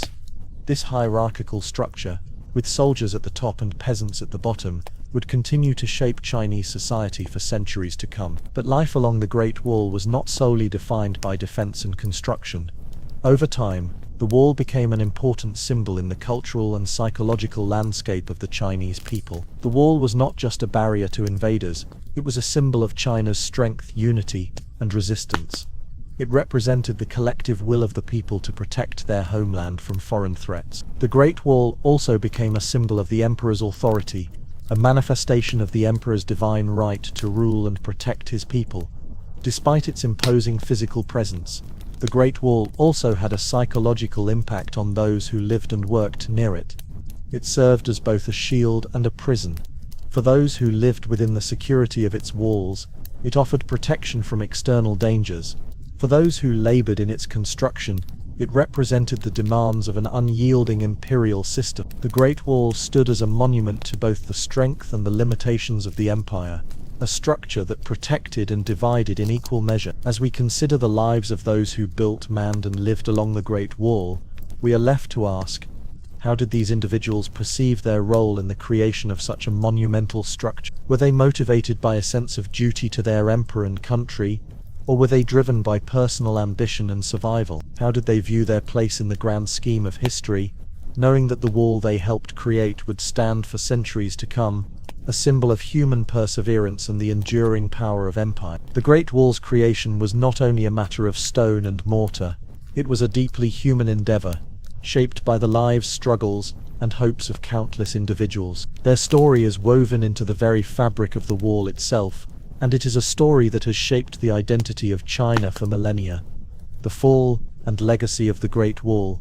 As we come to the final section of our journey through the creation and significance of the Great Wall of China, we must consider not just the physical construction and the lives of the soldiers, workers, and peasants, but also the long-lasting impact this massive structure had on China and the world. The Great Wall is often considered a triumph of ancient engineering and a symbol of China's resilience, but the reality of its purpose and effectiveness has evolved over the centuries. The wall's original intent was to keep invaders out and protect the empire, but in the end its role in China's military defense became more symbolic than practical. By the time of the Ming Dynasty 1368–1644, the Great Wall had taken on its most famous form. The Ming emperors invested heavily in the wall's fortifications, strengthening it with massive brick and stone structures, watchtowers, and military garrisons. The wall was built to withstand more than just the physical threat of foreign armies. It was also a statement of imperial authority and a testament to China's power. During this period, the wall reached its full potential as a symbol of strength, stretching across the northern frontier and becoming a crucial part of China's defense system. But despite its formidable presence and strategic value, the Great Wall ultimately could not prevent the fall of the Ming Dynasty. In the early 17th century, the Manchu people, a nomadic group from the northeast, breached the wall and successfully invaded China. The fall of the Ming Dynasty and the rise of the Qing Dynasty, 1644–1912, marked the end of the wall's role as a primary defense barrier. The Manchu forces, well organized and experienced in warfare, simply bypassed or fought their way through the Great Wall, rendering its once impregnable defenses obsolete. The fall of the Ming Dynasty and the collapse of the Great Wall's military function highlights a crucial point about the wall. While it was an impressive feat of engineering, it was not infallible. Over time, the forces of change, whether through warfare, political instability, or shifts in military strategy, rendered the wall less relevant to the needs of the empire. The wall's power lay not in its ability to physically protect China forever, but in its ability to inspire and solidify the notion of an empire that was untouchable, defined by its borders and its walls. Yet, even as the Great Wall's military function waned, its legacy endured. The wall, which once stood as the front line against northern invaders, has become a symbol of national pride, unity, and resilience for China. Today, it remains one of the world's most recognized monuments, a testament not only to the ingenuity and determination of the people who built it, but also to the endurance of the human spirit in the face of seemingly insurmountable challenges. The wall is no longer a military fortification. It is a cultural and historical landmark, attracting millions of tourists each year, all eager to witness the vast expanse of this ancient structure and learn about the history it represents. But the legacy of the Great Wall goes beyond its status as a tourist attraction. The wall also continues to serve as a metaphor for Chinese identity and the notion of resilience in the face of adversity. Throughout history, the wall has been viewed as a symbol of China's ability to protect itself from external threats and preserve its sovereignty. The very act of building the Great Wall speaks to the strength and determination of the Chinese people, who for centuries invested their labor, resources, and lives to ensure the security of their empire. In many ways, the wall symbolizes the determination of a civilization that, despite periods of chaos and invasion, continued to endure and rebuild. The workers, soldiers, and peasants who toiled on the wall may not have known the lasting impact of their work, but their labor ensured that the Great Wall would become more than just a physical barrier. It would become a symbol of continuity, strength, and the unyielding spirit of China. But what of the people who actually built the wall? How did they understand their role in its creation? And what did the wall mean to them? As we have seen, many of the workers who constructed the wall were conscripted or forced into labor, and they faced grueling conditions that often led to death or injury. For them, the wall may have represented both a source of livelihood and a harsh reminder of their subjugation. Yet even for those who worked under such harsh conditions, the wall could have also symbolized their place in a larger effort, an endeavor that contributed to the strength and survival of the empire. For the soldiers stationed along the wall, their role was a complex one. They were tasked with defending the empire and maintaining order along the northern frontier. In many ways, their lives were defined by isolation and hardship, as they spent years stationed far from their families in the remote, barren regions of northern China. For these soldiers, the Great Wall was not only a physical barrier, but also a symbol of the emperor's authority and the empire's commitment to its own survival. In some ways, the fall of the Great Wall as a military defense system parallels the rise and fall of dynasties throughout Chinese history. Empires may rise, and their defenses may be strong, but the forces of time, whether through military conquests, internal strife, or changing technologies, inevitably erode even the mightiest fortifications. The fall of the Ming dynasty and the shifting role of the Great Wall serve as a reminder that no defense is permanent, and that even the most enduring symbols of power can lose their relevance. Yet the wall's continued legacy is a powerful testament to human endurance. Despite the fall of dynasties and the changing tides of history, the Great Wall remains a symbol of the strength and persistence of China's people. Its massive stones and winding paths continue to tell the story of an empire that was determined to protect its borders and preserve its culture, even in the face of overwhelming odds. As we reflect on the Great Wall's legacy, we are left with one final thought. What does it mean to build something that will outlast your own life, your own generation, and even the civilization that created it? The workers, soldiers, and emperors who built the Great Wall may have been long forgotten, but their creation endures. It speaks to the power of human ambition, the desire to create something lasting, and the belief that through collective effort, we can build something that transcends time. In the end, the Great Wall of China is not just a monument to military defense or imperial power. It is a symbol of the human spirit, the desire to protect, to persevere, and to leave a legacy that will endure long after we are gone. With that, the story of the Great Wall of China comes to a close, but its lasting legacy continues to shape our understanding of human history and the ways we strive to create lasting monuments to our achievements. The invention of the printing press, the spark of a revolution.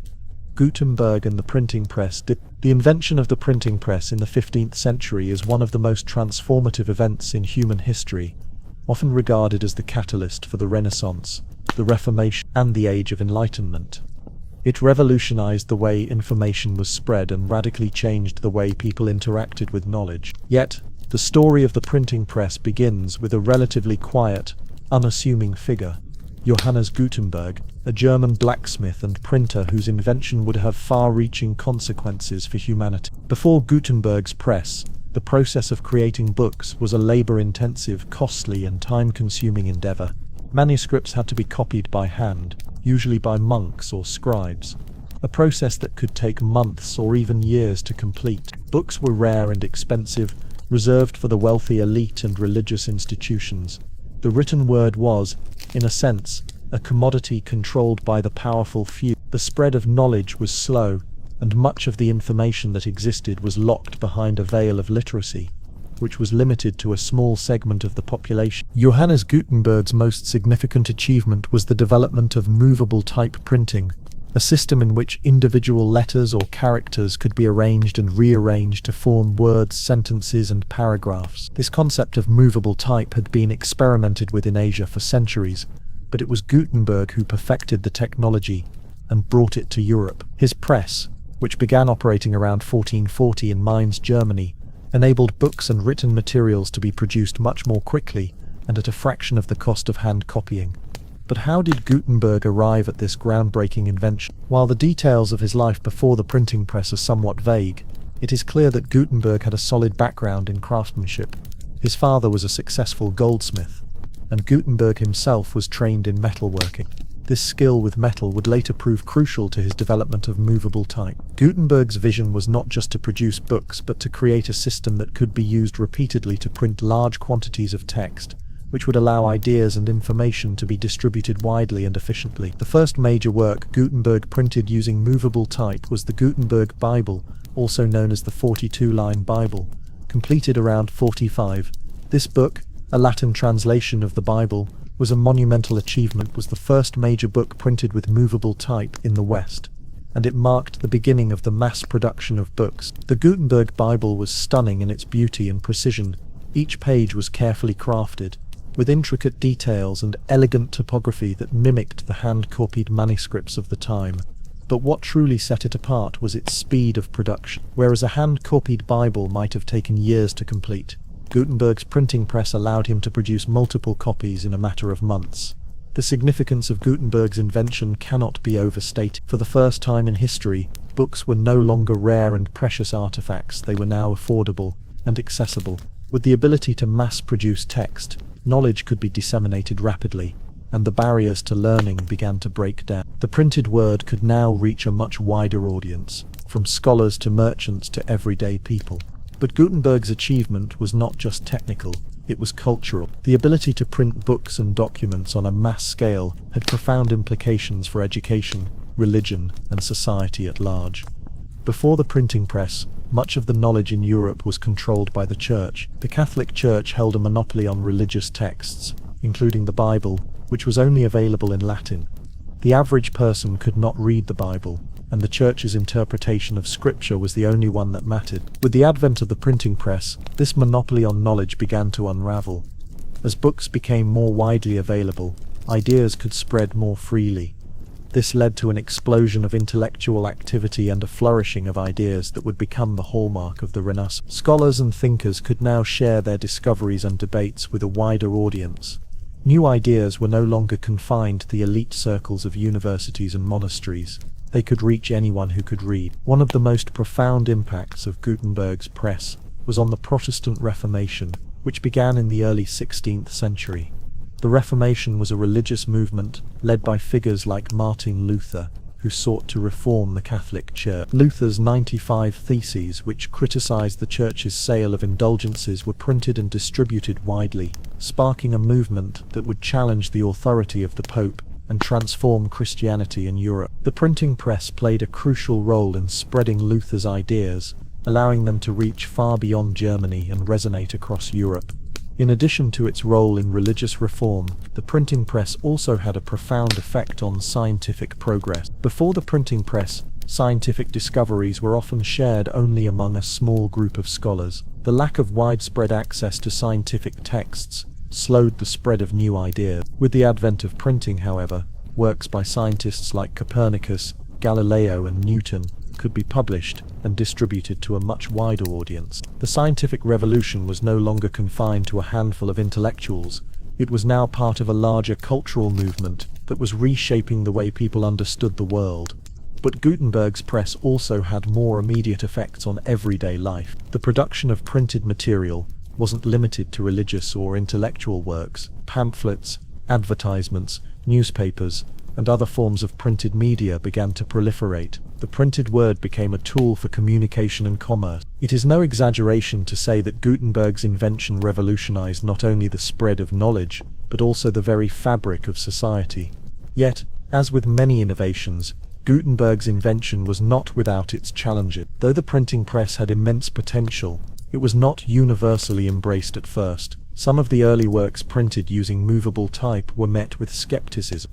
There was resistance, particularly from religious institutions and some members of the ruling class, who feared the loss of control over information. The Church, for example, was wary of the new technology, because it undermined its monopoly on religious texts and interpretation. In fact, the Church would go on to implement measures to censor books and enforce restrictions on what could be printed. It took time for the printing press to be fully integrated into European society. But despite these challenges, the printing press gradually took hold and spread across Europe. By the late 15th and early 16th centuries, printing presses were established in cities across the continent, from Venice to Paris to London. The printed word had become a powerful tool for communication, education, and the exchange of ideas. As we reflect on Gutenberg's invention, we must ask, what was it about this moment in history that made the printing press so transformative? Why was it that, after millennia of written records, this particular invention had such profound and far-reaching effects? Perhaps it was the convergence of technology, social change, and a growing desire for access to knowledge that made Gutenberg's printing press the spark for a revolution in human history.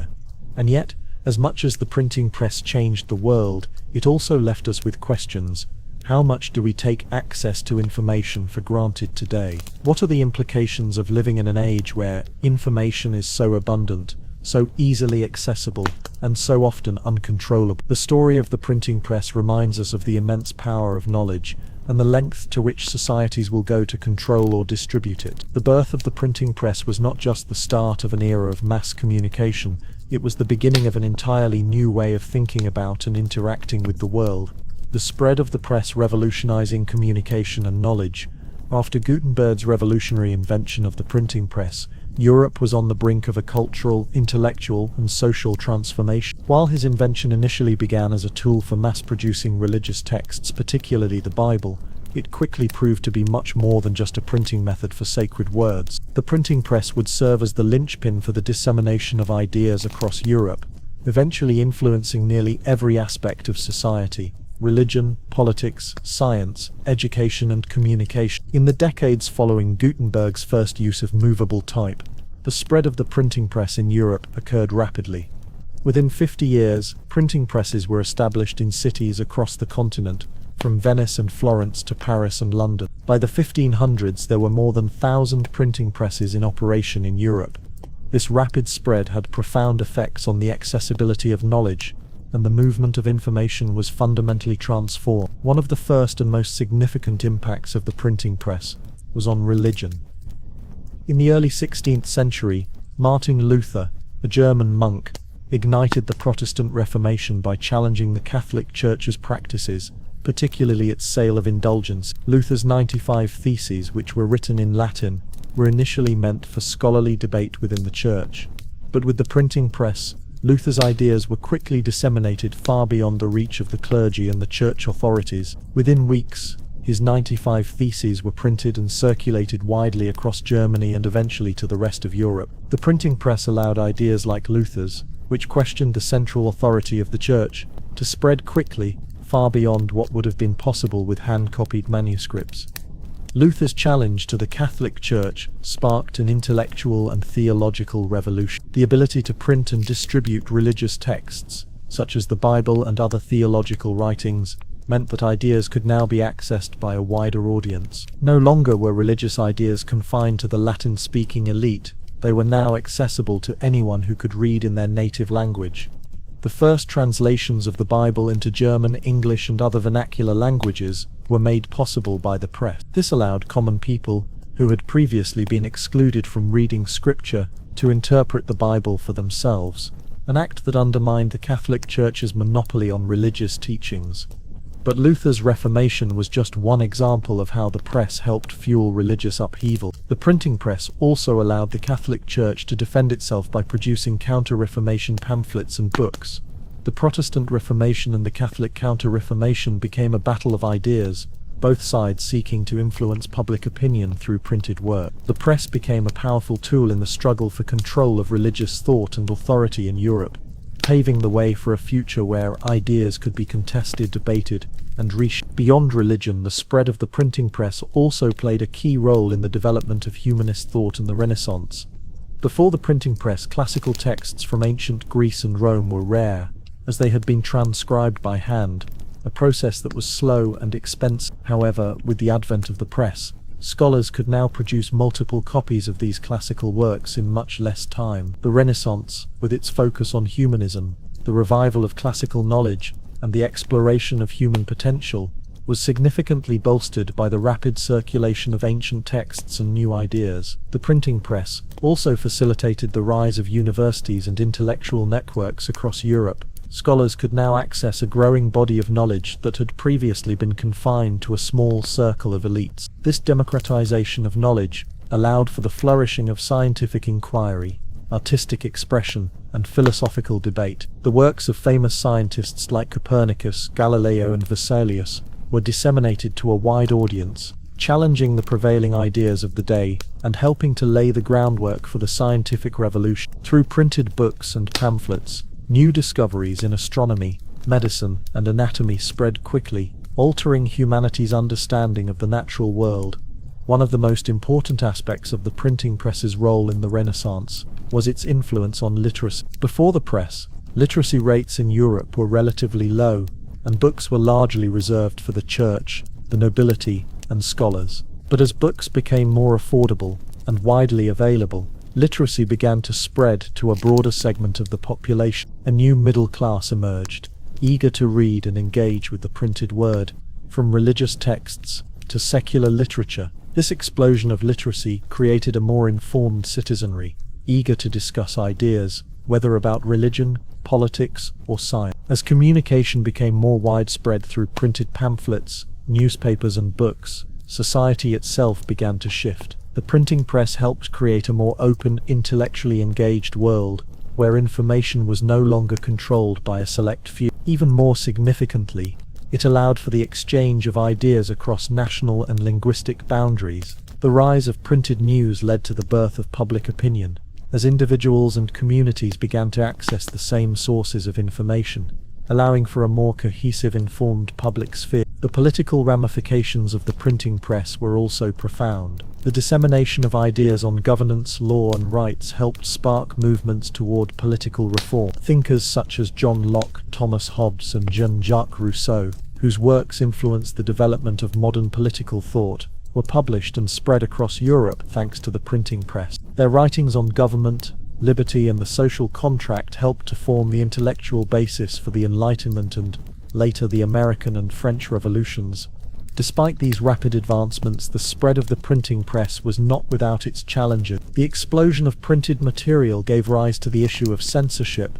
Religious and political authorities quickly recognized that controlling the flow of printed material could be as important as controlling the written word. In response to the proliferation of ideas that challenged their authority, both the Catholic Church and secular rulers sought to control what could be printed. The Church implemented the Index of Forbidden Books, a list of banned publications that were deemed heretical or dangerous. Monarchs and governments too attempted to control the press through laws and decrees that restricted certain publications.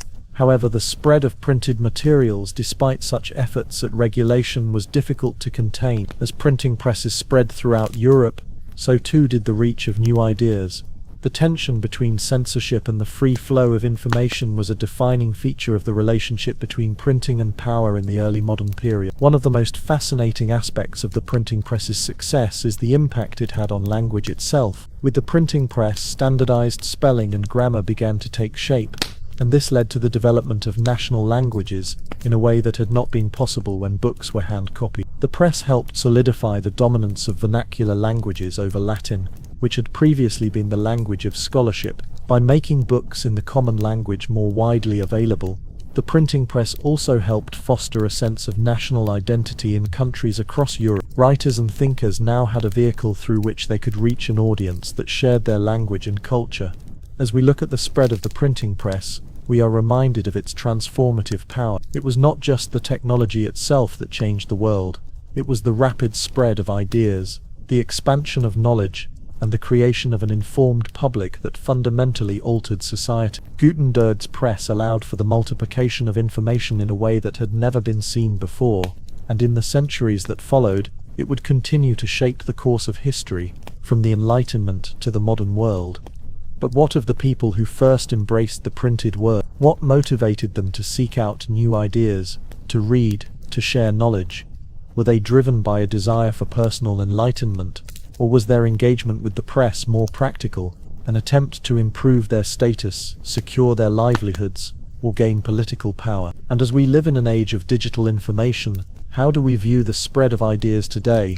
When access to knowledge is so pervasive and instant, the invention of the printing press changed not just the way information was spread, it changed the way people thought, kept connected and engaged with the world. Its legacy continues to shape the modern world in ways we often take for granted. The lasting legacy of the printing press, a new era of communication. Its impact was not just immediate, but it reverberated through the centuries, shaping the course of history in ways that continue to affect us today. From its transformative role in the Renaissance and Reformation, to its influence on modern media and digital technology, the legacy of the printing press is vast and profound. As we look back on the initial effects of the printing press, one of the most significant transformations it brought about was the explosion of literacy.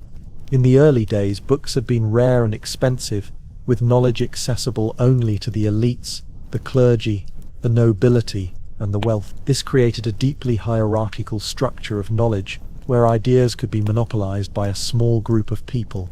But with the advent of the printing press, knowledge became far more democratized. Books, pamphlets, and newspapers became cheaper and more accessible, allowing a broader segment of society, particularly the emerging middle class, to engage with new ideas. This democratization of knowledge was not simply about reading and writing. It also created a new form of intellectual engagement. No longer was knowledge confined to isolated groups of scholars or religious leaders. Now anyone with access to printed material could engage with the ideas of the day, debate them, and contribute their own thoughts to the growing body of human understanding. The printing press helped to foster a culture of intellectual exchange and discourse that would lay the groundwork for the modern world. The spread of literacy, in turn, contributed to the rise of public opinion. As more people were able to read newspapers and books, they became more informed about events in their own communities and across the globe. The ability to spread news quickly through printed pamphlets and newspapers gave rise to a public sphere in which people could discuss politics, religion, science, and culture. This new form of communication allowed for greater political participation and activism, particularly in the 17th and 18th centuries, when it played a key role in movements like the Enlightenment and the American and French Revolution. The Enlightenment, in particular, owes much of its success to the printing press.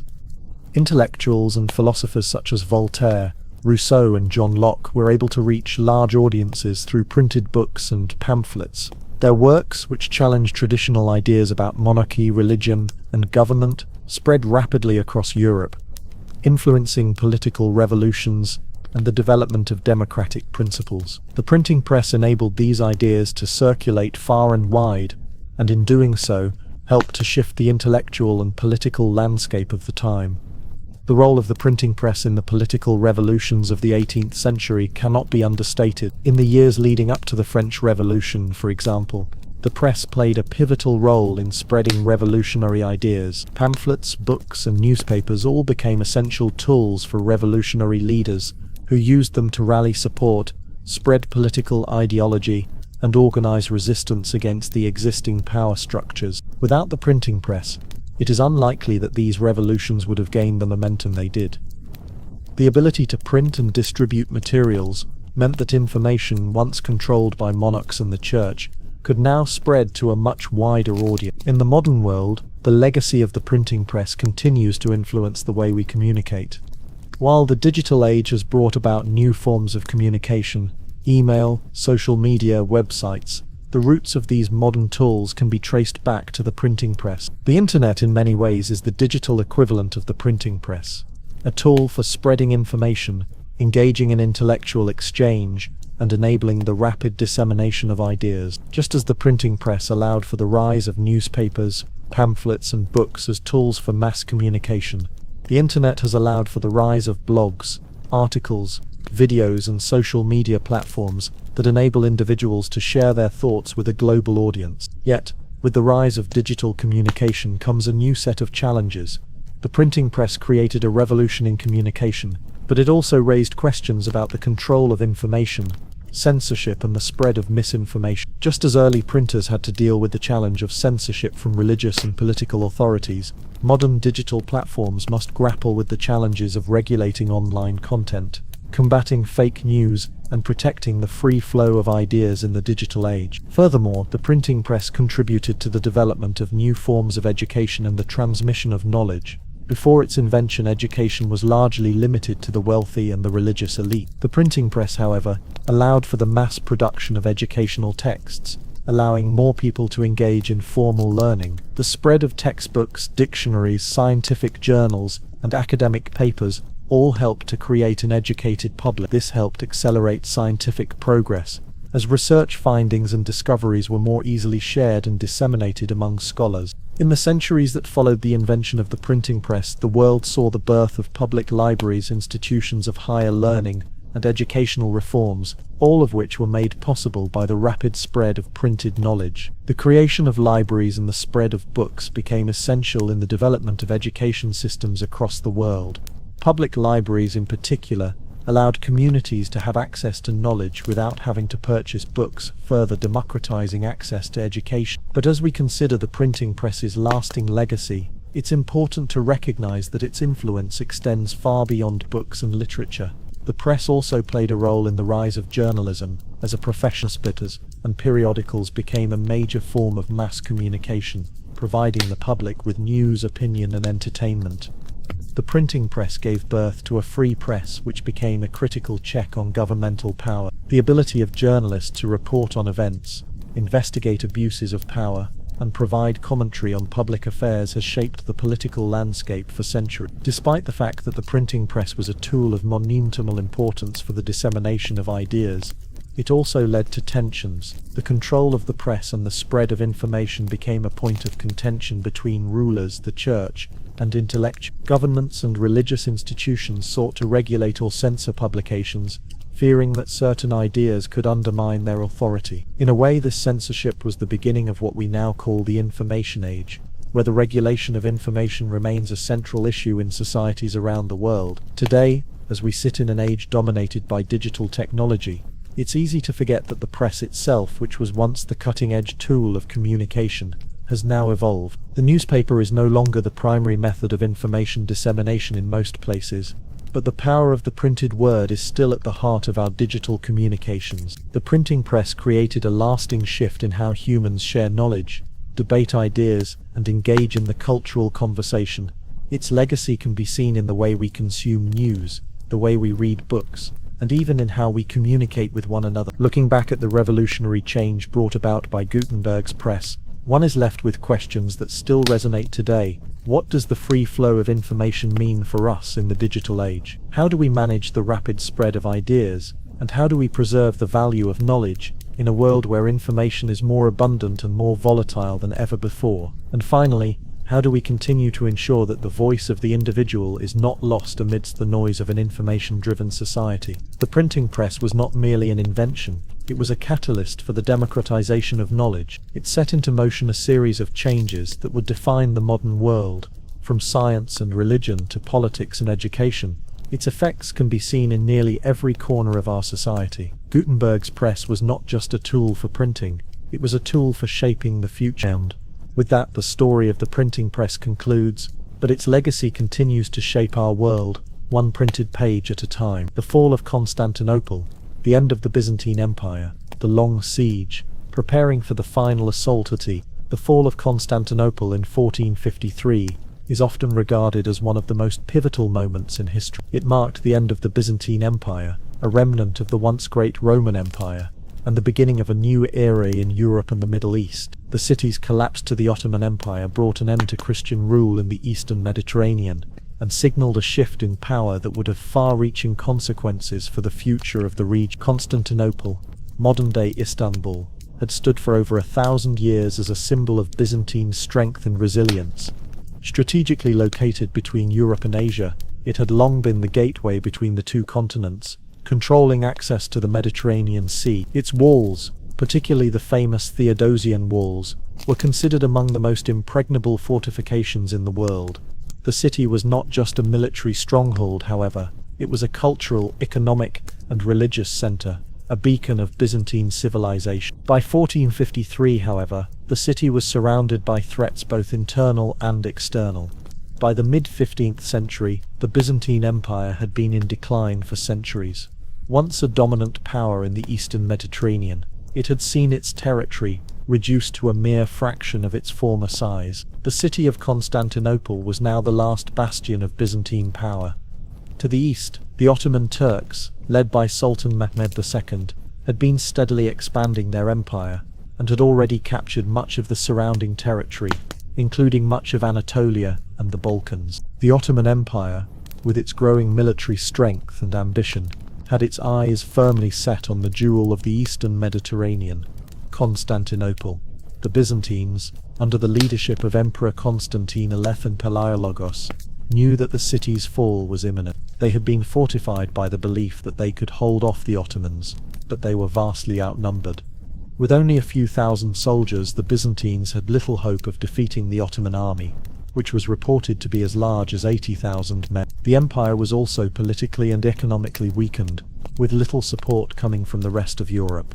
In fact, the Byzantines had tried for years to gain assistance from the Western European powers, but their pleas for aid went largely unanswered. The Catholic Church, which had been at odds with the Eastern Orthodox Church for centuries, was largely indifferent to the fate of the Orthodox Christians in Constantinople.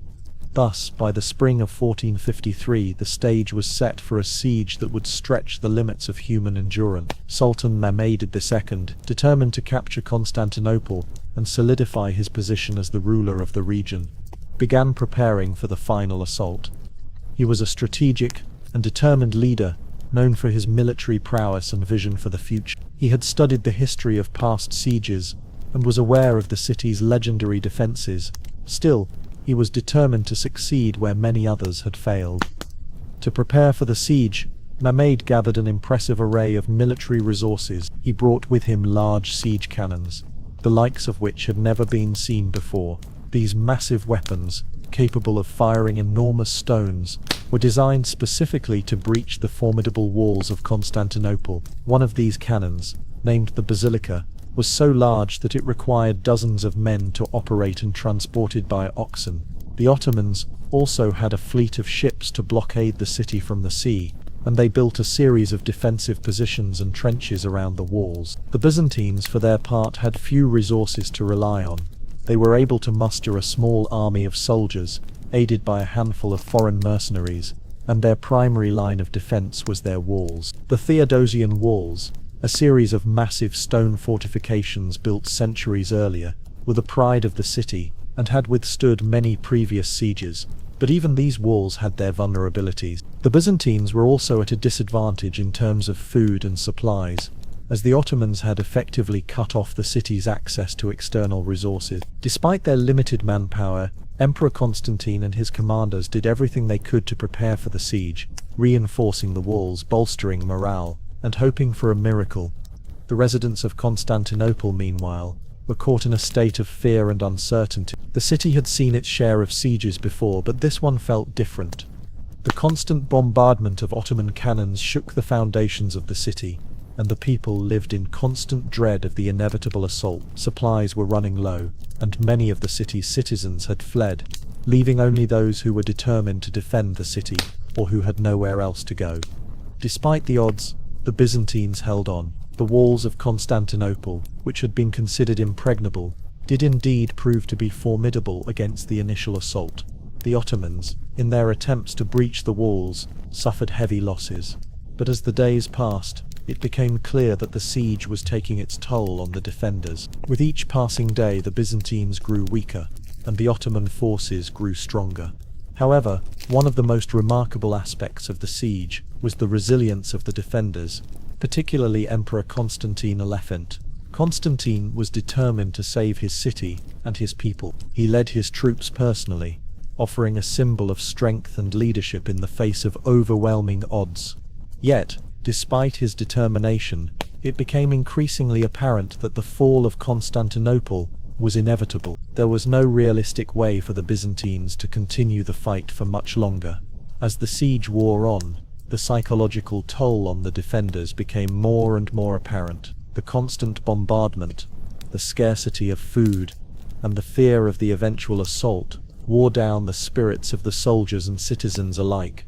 The Ottomans, on the other hand, were motivated by a clear sense of purpose. They were determined to capture the city and expand their empire. Sultan Muhammad's relentless pressure only heightened the tension inside the walls of Constantinople, creating an environment of uncertainty and anxiety. But even in the face of such adversity, there were moments of hope. The Byzantines, knowing they were running out of time, sent out desperate pleas for help to the Western powers.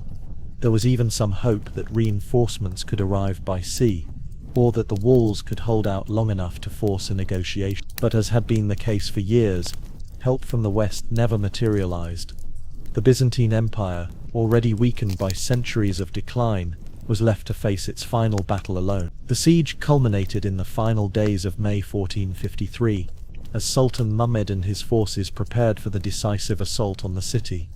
The fate of Constantinople and the Byzantine Empire hung in the balance. Could the city's legendary walls withstand the pressure of Ottoman might, or was the fall of Constantinople truly inevitable? As the days turned to weeks and the cannons of the Ottomans grew louder, the residents of the city could only wait and pray. The end was near. Would the defenders find a way to turn the tide? Would Constantine IX's resilience be enough to save his beloved city, or would the long, storied history of Constantinople come to a tragic, irrevocable end? As we leave this moment of tension and anticipation, we are left to ask, what was it about the walls of Constantinople that made them so legendary? Were they, in the end, simply another monument to a civilization that had already passed its peak? Or did the final siege represent something more profound? The clash between the past and the future, the last stand of an ancient empire against the forces of change. The final assault, Constantinople's last stand, by the time the Ottoman forces began their final assault on Constantinople in May of 1453, the city had already endured weeks of relentless bombardment. Sultan Mehmed II, determined to capture the city and consolidate his power, had spared no effort in preparing for this moment.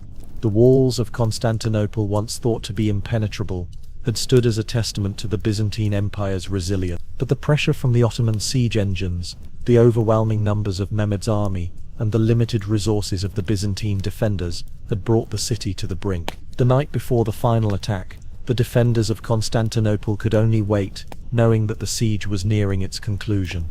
Emperor Constantinus, who had led his troops valiantly throughout the entire siege, remained resolute. His leadership was an inspiration to the citizens and soldiers of the city, even as the situation grew more dire. The city's fate, however, seemed sealed. The Ottoman forces had dug trenches, placed their massive cannons in strategic locations, and established a blockade that made any hope for reinforcements or outside help all but impossible. Constantinople's walls, though formidable, were now under the relentless assault of a far more advanced military force. Mehmed's large cannon, some of which were capable of launching massive stone projectiles weighing over 600 pounds, pounded the walls day and night. The force of these cannons was unlike anything the city had faced before. The Theodosian walls, while still holding strong, began to show cracks under the constant bombardment. The walls had been built to withstand the occasional attack, but nothing had prepared them for the sheer scale of Mehmed's siege. The Byzantines, already struggling with dwindling food supplies and a small, exhausted army, watched as the once proud defenses of their city began to falter. While the defenders did their best to repair breaches, the cannons were relentless. It was as if the very foundation of the city was being slowly chipped away, and with it, the final hope of survival. Yet, the most pivotal moment came on the night of May 28th, when Sultan Mehmed, having prepared for weeks, gave the order to launch his final assault. His forces, numbering in the tens of thousands, began to move into position. The walls, weakened and undermined by weeks of battering, were about to face their ultimate test. The Ottomans, who had been relentlessly pounding the city from all directions, now concentrated their efforts on the central gates of Constantinople. With the cannons roaring in the background, Ottoman soldiers stormed the city's outer defenses, using ladders and siege towers to climb over the weakened walls.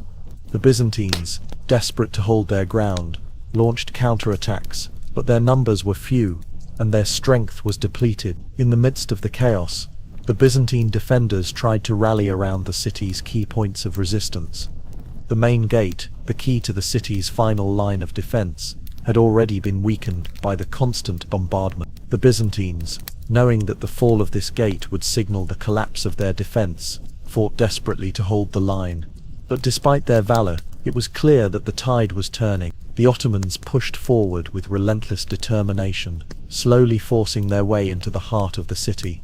On the morning of May 29th, the Ottoman forces broke through the gates of Constantinople. The defenders, their spirit nearly broken after weeks of constant battle and dwindling hope, were overwhelmed by the sheer force of Mehmed's army. Emperor Constantino Severant, realizing the hopelessness of the situation, is said to have fought bravely alongside his men, leading one final charge before retreating into the city's inner sanctum. But there was no place left to retreat. Constantinople was now within the grasp of the Ottomans. As the Ottomans poured into the city, the scene turned chaotic. The fall of Constantinople was not just a military defeat, it was a cultural and religious catastrophe. The once proud city, the seat of the Eastern Orthodox Church, and a center of learning and trade, was now under the control of the Ottoman Empire. The Byzantine Empire, which had withstood the challenges of the Middle Ages, was no more. For the citizens of Constantinople, the fall of their city was not just the loss of a fortress, it was the loss of their identity, their faith and their way of life. The Ottomans, having successfully breached the city's defenses, proceeded to sack Constantinople. Churches, homes and public buildings were looted, and many of the city's treasures were carried off to serve the growing Ottoman Empire. The Hagia Sophia, the grand cathedral that had stood as a symbol of Byzantine power and Orthodox Christianity for nearly 1,000 years, was converted into a mosque. For the Christian inhabitants of the city, this transformation marked the end of an era. The walls of Constantinople had fallen, and with them the heart of Eastern Christianity. Despite the devastation, Sultan Mehmed II, who would later be known as Mehmed the Conqueror, showed a degree of restraint. He allowed many of the city's citizens to remain in Constantinople, and even promised protection to the Christian clergy. Mehmed understood that Constantinople was not just a prize of conquest, it was a city with great historical and cultural significance.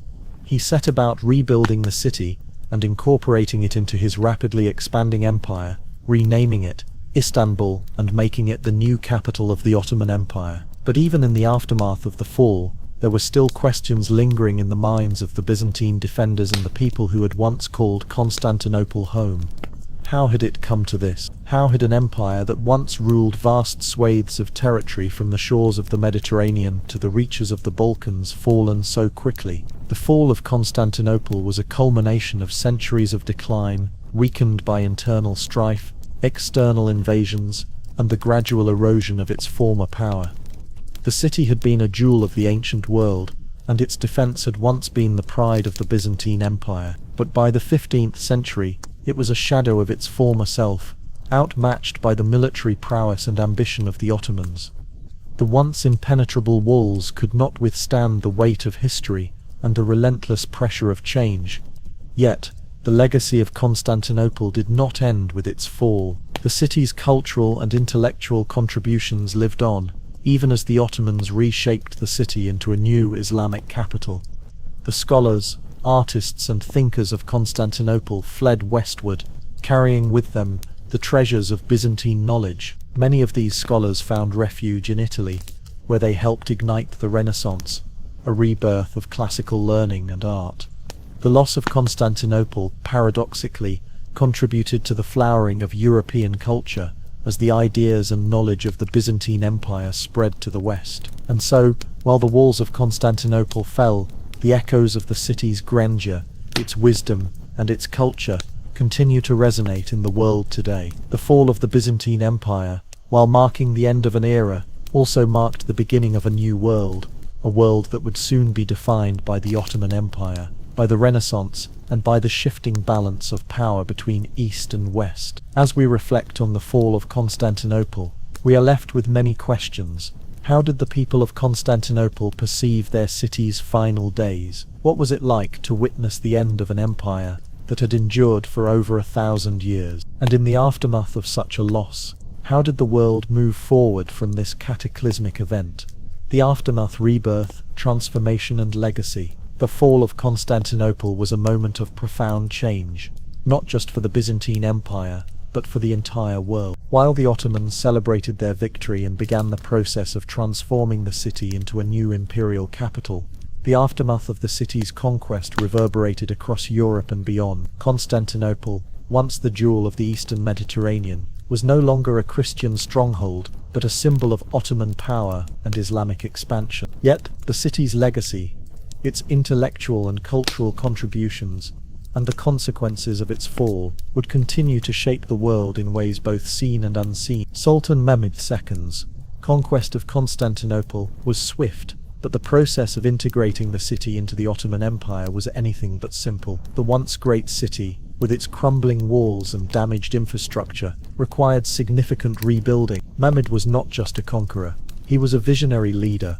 who recognized the importance of Constantinople not only as a military victory, but as the center of his new empire. He saw its symbolic importance, and understood that in order to solidify Ottoman control, he would need to restore the city's stature. One of the first moves Mehmed made after the fall of Constantinople was to transform the Hagia Sophia, the grand cathedral of the Byzantine Empire, into a mosque. The Hagia Sophia, which had been the focal point of Christian worship for nearly 1,000 years, was now to serve as the centerpiece of Mehmed's new Islamic capital.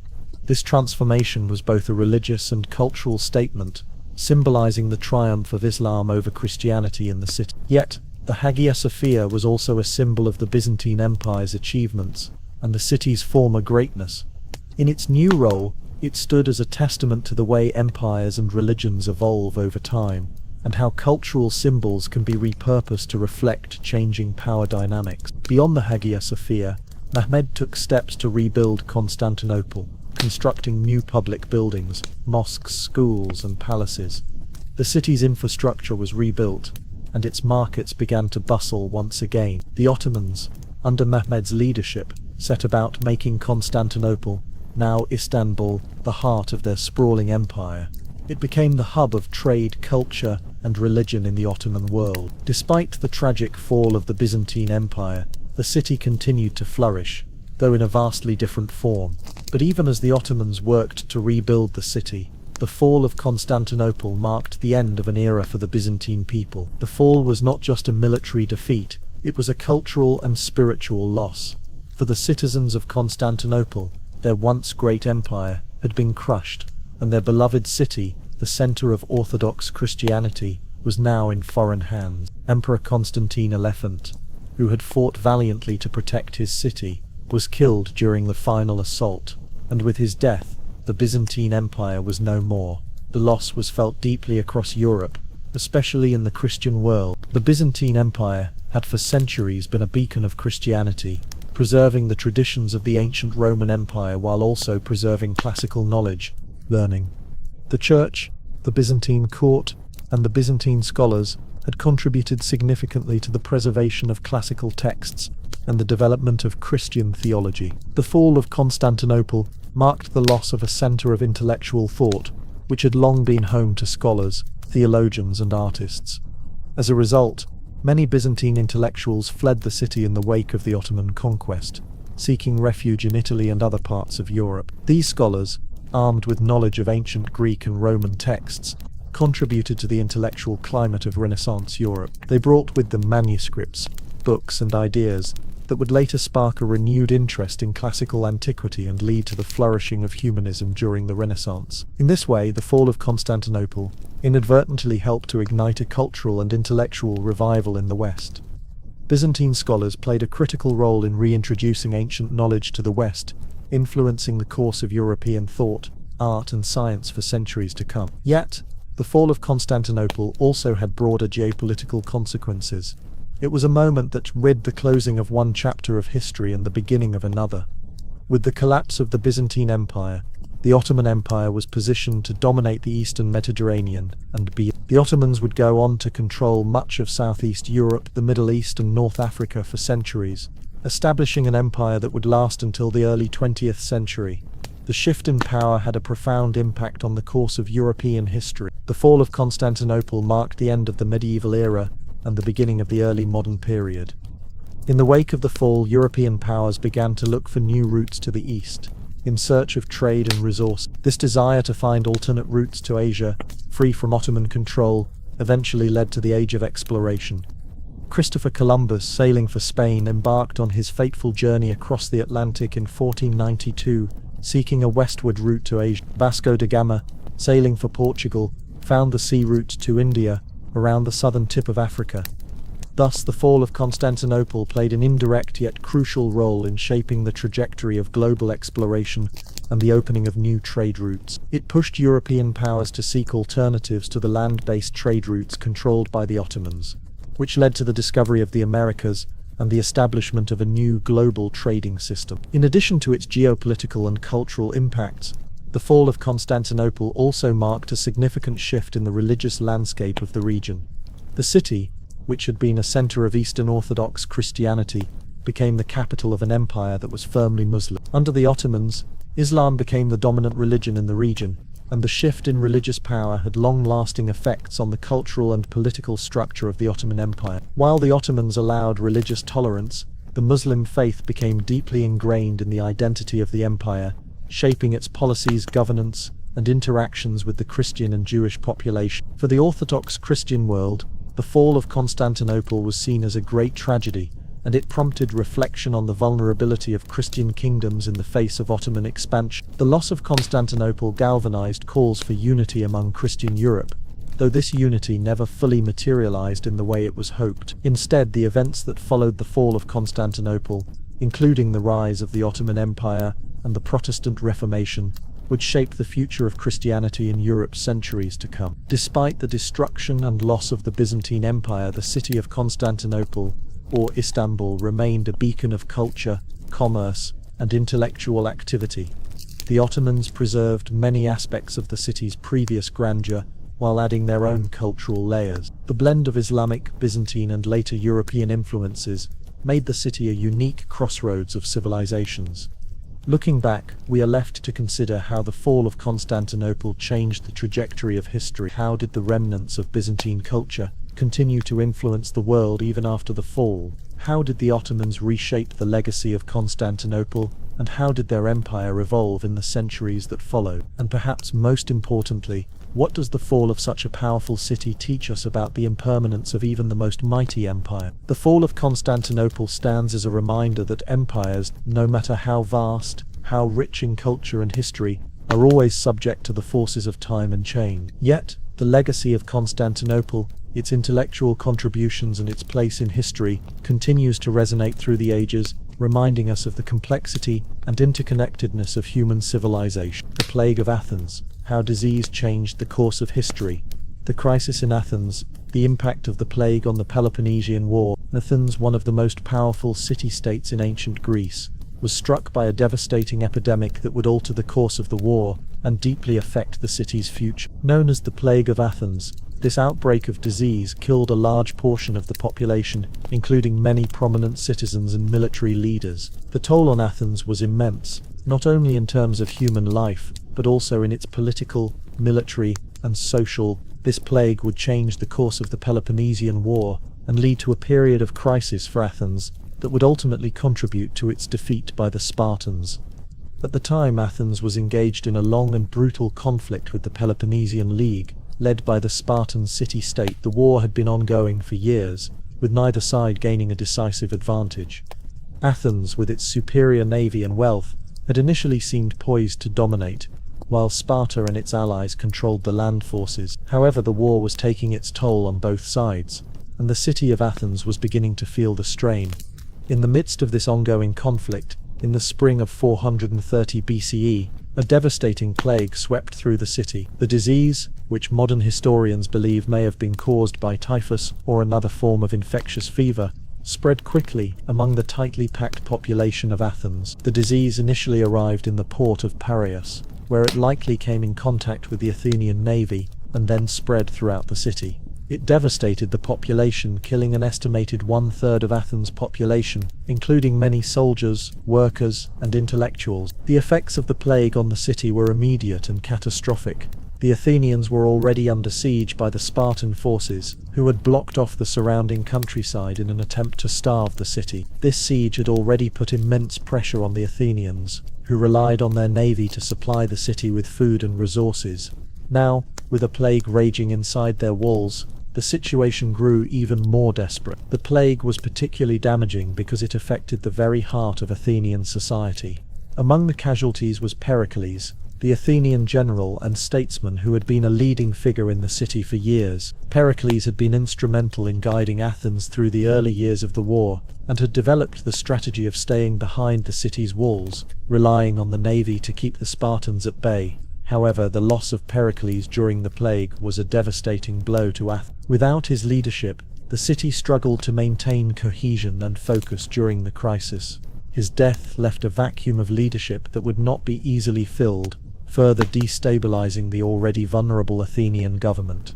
But the impact of the plague went beyond the loss of leaders. The disease had a profound effect on the social and religious fabric of Athens.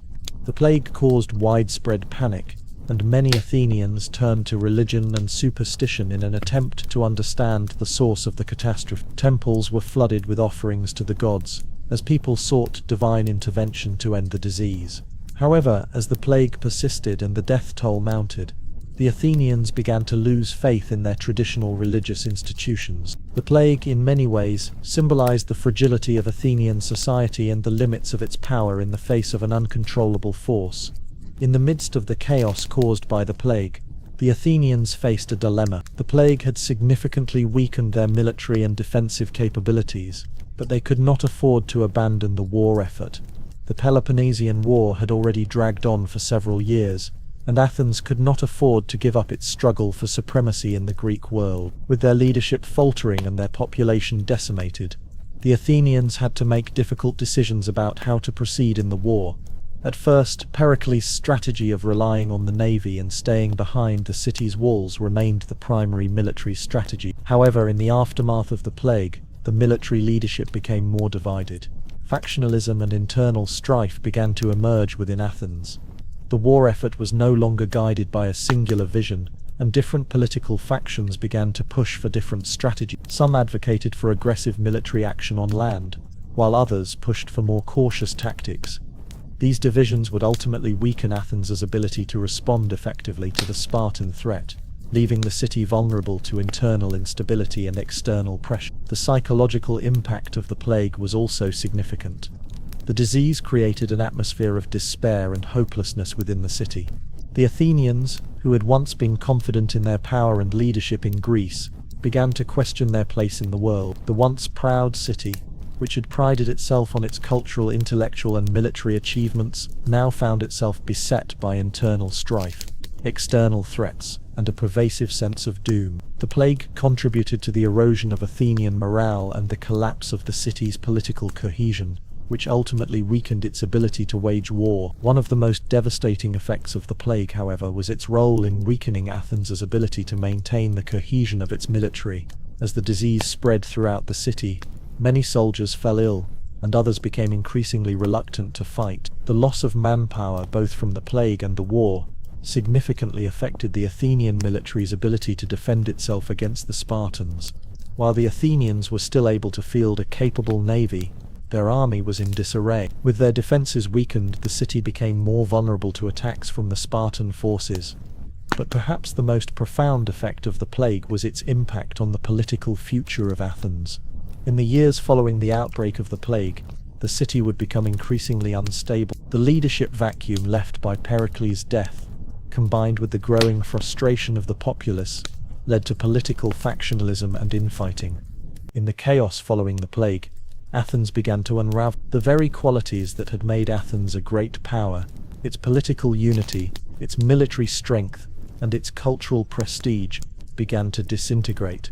As the Peloponnesian War dragged on, Athens faced another set of challenges, which ultimately led to its defeat. The city's internal divisions and weakened military would leave it open to further attacks, and its resources, already depleted by the war and the plague, could not sustain it much longer. The final blow came in 404 BCE, when Athens, unable to hold its ground against the Spartans and their allies, was forced to surrender. The defeat marked the end of Athenian dominance in the Greek world, and the city never regained its former glory. Looking back at the plague of Athens, we are left with many questions. How much did the plague contribute to Athens' eventual defeat? Did the loss of leadership, manpower, and morale change the course of history in ways we cannot fully measure. And perhaps more philosophically, what does the plague teach us about the vulnerability of even the greatest civilizations to forces beyond their control? The plague of Athens, while a tragedy for the city, also serves as a reminder of the fragility of human societies. It was a natural disaster that no amount of military might could have prevented, and it contributed to the unraveling of an empire that had once been the most powerful and influential in the ancient world. The fall of Athens was not just the result of a prolonged war, it was also the result of a disaster that tested the limits of the city's resilience. The legacy of the plague, Athens and the fall of the Golden Age. The plague of Athens did not just devastate the city in the short term, it marked the beginning of the end for one of the most vibrant periods in ancient history, the Golden Age of Athens. Athens had been the intellectual, cultural, and political center of the Greek world, producing some of the greatest philosophers, playwrights, and artists in Western history. The death of so many prominent citizens and military leaders, combined with the psychological toll the plague took on the survivors, created lasting consequences that reverberated long after the immediate effects of the epidemic faded. As the city staggered from the death toll caused by the plague, it also experienced a collapse in the stability and structure that had made it a beacon of democracy and power. The immediate fallout of the plague was, of course, the loss of leadership. When Pericles, Athens' greatest statesman, died of the plague in 49 BCE, the city lost not only a military commander but also a symbol of its political and cultural supremacy. Pericles had been the architect of Athens' strategy in the Peloponnesian War, overseeing the decision to remain behind the city's walls and relying on naval superiority while avoiding costly land battles with the superior Spartan army. His death left a vacuum of leadership, and Athens, though it still had capable generals and politicians, was without the guiding vision that had driven it to greatness. As a result, the political cohesion of Athens began to unravel. The political system, once an example of direct democracy where citizens could participate in decision-making, began to fracture into factions. With the absence of strong leadership, the city's government became increasingly unstable, and the populace divided over how best to continue the war effort. Some factions pushed for more aggressive tactics, while others advocated for diplomacy or negotiation with the Spartans. The collapse of unity allowed for populist leaders to rise, who exploited the discontent of the people, further destabilizing the political climate.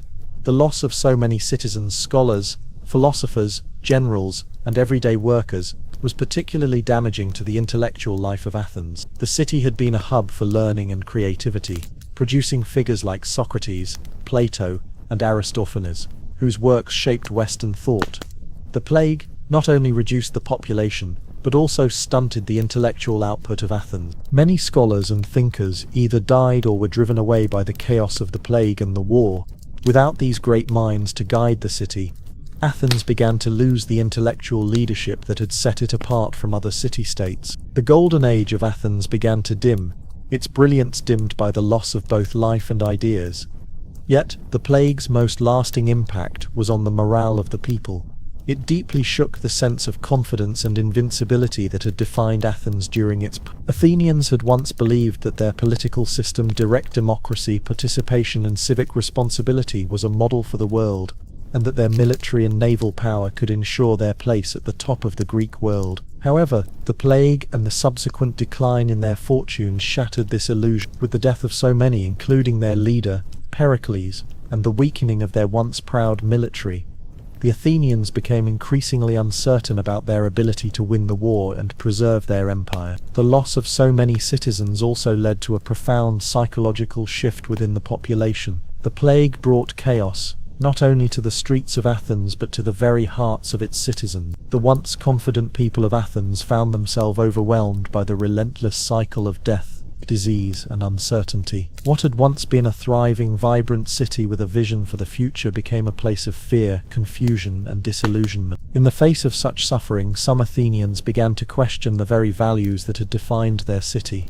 such as the importance of civic duty, loyalty to the state, and the ideal of self-sacrifice for the common good. The plague's ravaging of the city was not just a physical disaster, it was a spiritual and intellectual crisis for a civilization that had prided itself on its rationality, its culture, and its sense of purpose. Athenian society, in the wake of the plague, became less focused on collective ideals and more on individual survival and self-interest. This shift in values contributed to the political and social instability of Athens. As the war with Sparta dragged on, Athens found itself fractured both politically and culturally. The sense of unity and purpose that had once allowed the city to thrive began to disintegrate. The notion of the polis, or the collective city-state, was undermined by internal divisions, distrust, and a general loss of faith in the democratic ideals that had once bound the city together. The growing factionalism and political instability made it easier for Sparta to gain an advantage in the Peloponnesian War.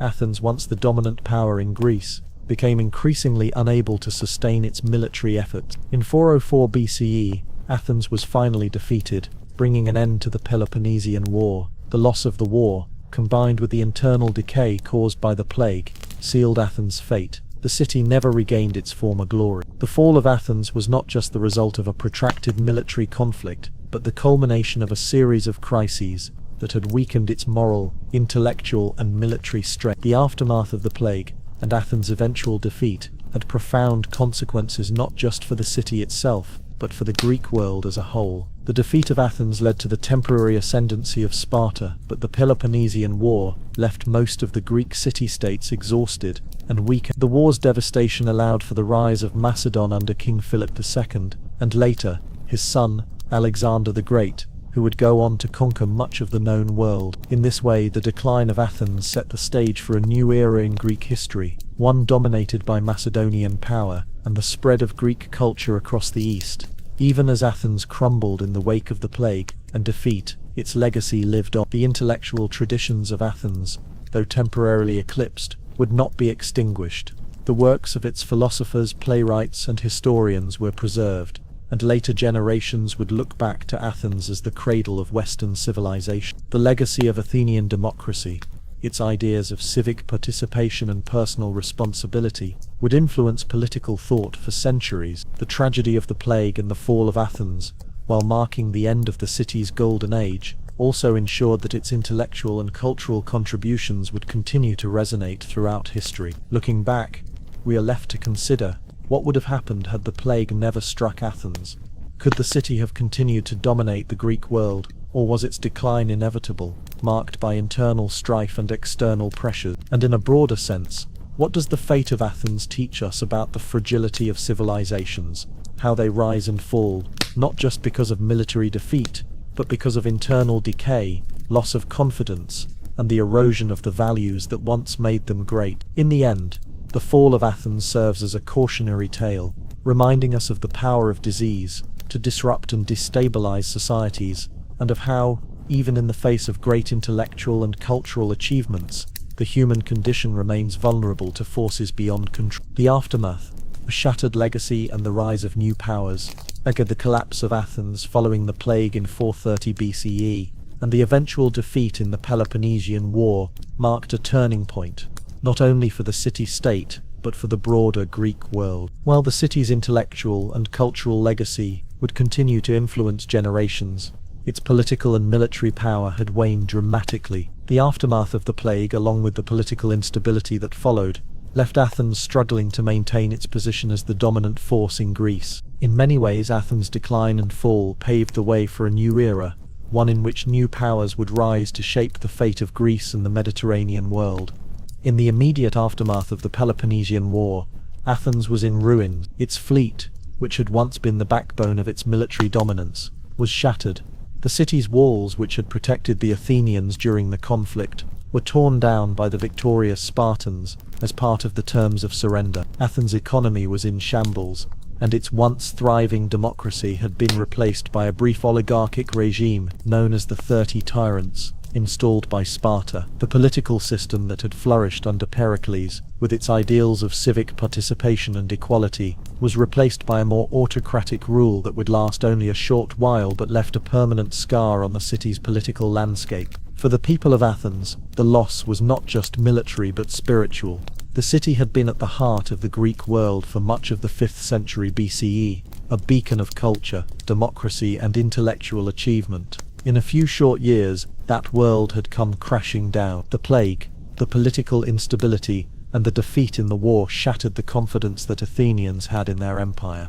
What had once been an example of the heights that Greek civilization could reach now stood as a testament to the fragility of even the greatest societies. Yet, despite the profound loss, Athens' intellectual and cultural contributions did not fade. The works of the philosophers, playwrights, and historians of Athens continued to shape the course of Western thought long after the city's political power had diminished. Figures like Socrates, Plato, and Aristotle, whose lives and ideas would continue to influence philosophy, politics, and science for centuries, emerged from the intellectual environment that Athens had once fostered. The city may have lost its political and military dominance, but the ideas it produced endured and would go on to influence the world long on its decline. However, the power vacuum left by Athens' fall did not remain empty for long. The instability caused by Athens' defeat opened the door for new powers to emerge, particularly Macedon. While Athens had been distracted by its internal divisions and external threats,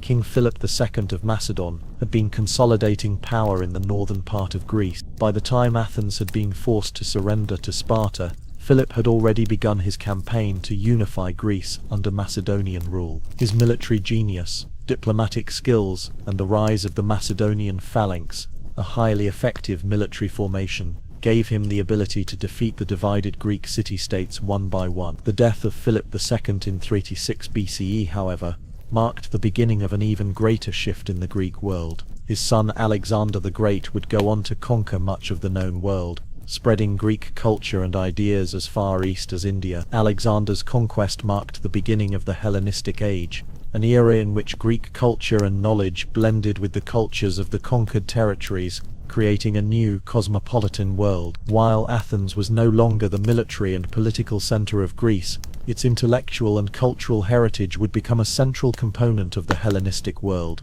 Greek philosophy, art, and science flourished under the rule of the Hellenistic kings, many of whom embraced Athenian learning. Although Athens would never regain its former prominence, it continued to play an important role in the cultural life of the Mediterranean world. The city remained a center of learning and philosophy, with great thinkers like Socrates, Plato, and Aristotle inspiring generations of scholars. Even during the Roman period, when Athens fell under the control of the Roman Empire, its reputation as a seat of learning endured. The Romans admired Greek culture and education, and Athens remained an important intellectual hub for centuries. By the time of the Roman Empire, Athens was no longer a political powerhouse, but it was still regarded as one of the most important cities for philosophy and learning.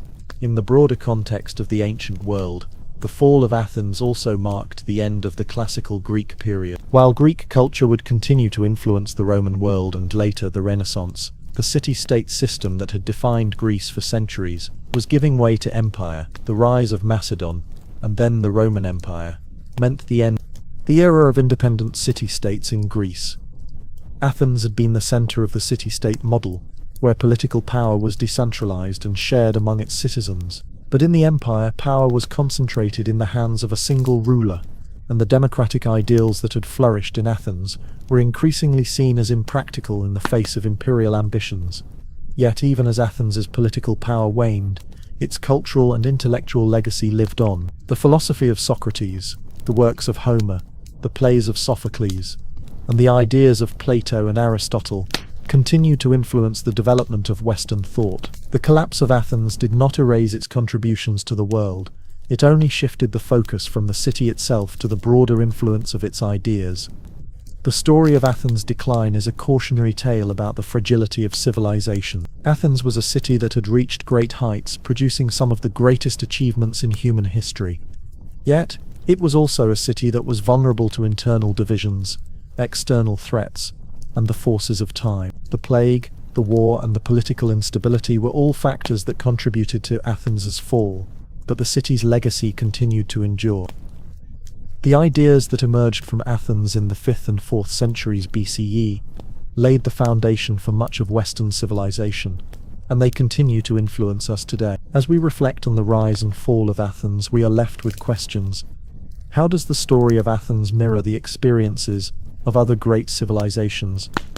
What does it teach us about the interplay of politics, culture, and the forces of nature? And perhaps most importantly, How do we ensure that the ideas and values that shape the greatest achievements of the past are carried forward into the future? Athens may have fallen, but its legacy remains a beacon of human achievement, reminding us that the ideas that shape our world are often more enduring than the empires that create them. The aftermath.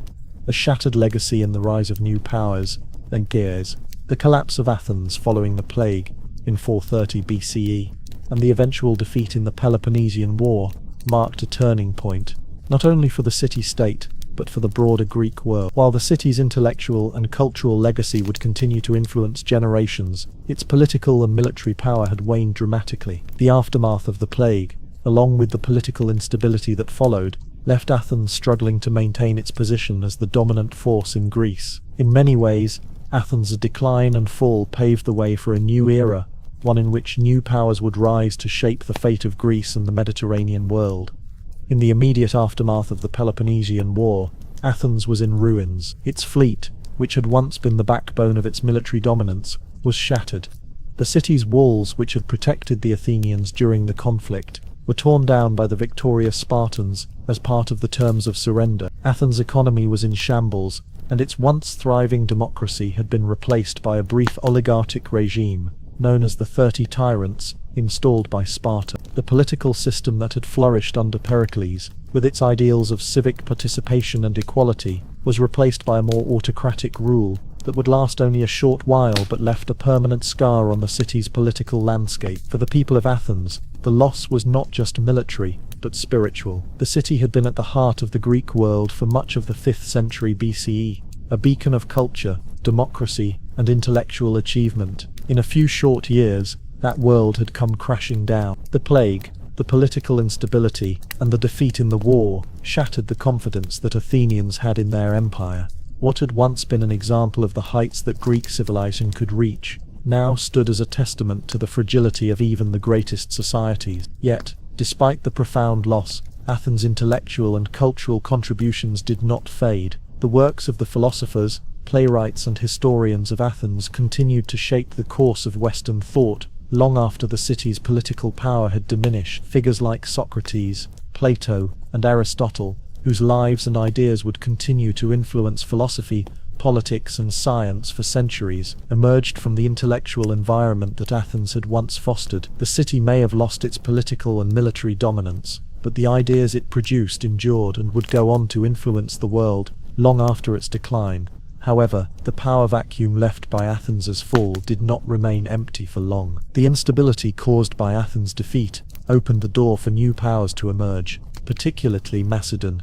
While Athens had been distracted by its internal divisions and external threats, King Philip II of Macedon had been consolidating power in the northern part of Greece. By the time Athens had been forced to surrender to Sparta, Philip had already begun his campaign to unify Greece under Macedonian rule. His military genius, diplomatic skills, and the rise of the Macedonian phalanx, a highly effective military formation, gave him the ability to defeat the divided Greek city-states one by one. The death of Philip II in 36 BCE, however, marked the beginning of an even greater shift in the Greek world.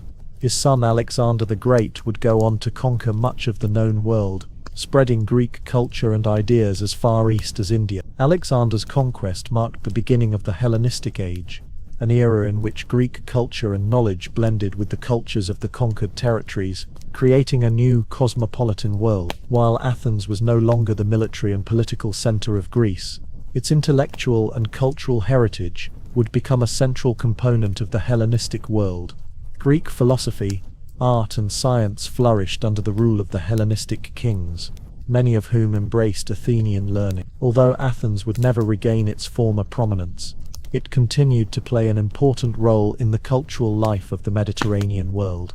The city remained a center of learning and philosophy, with great thinkers like Socrates, Plato, and Aristotle inspiring generations of scholars. Even during the Roman period, when Athens fell under the control of the Roman Empire, its reputation as a seat of learning endured.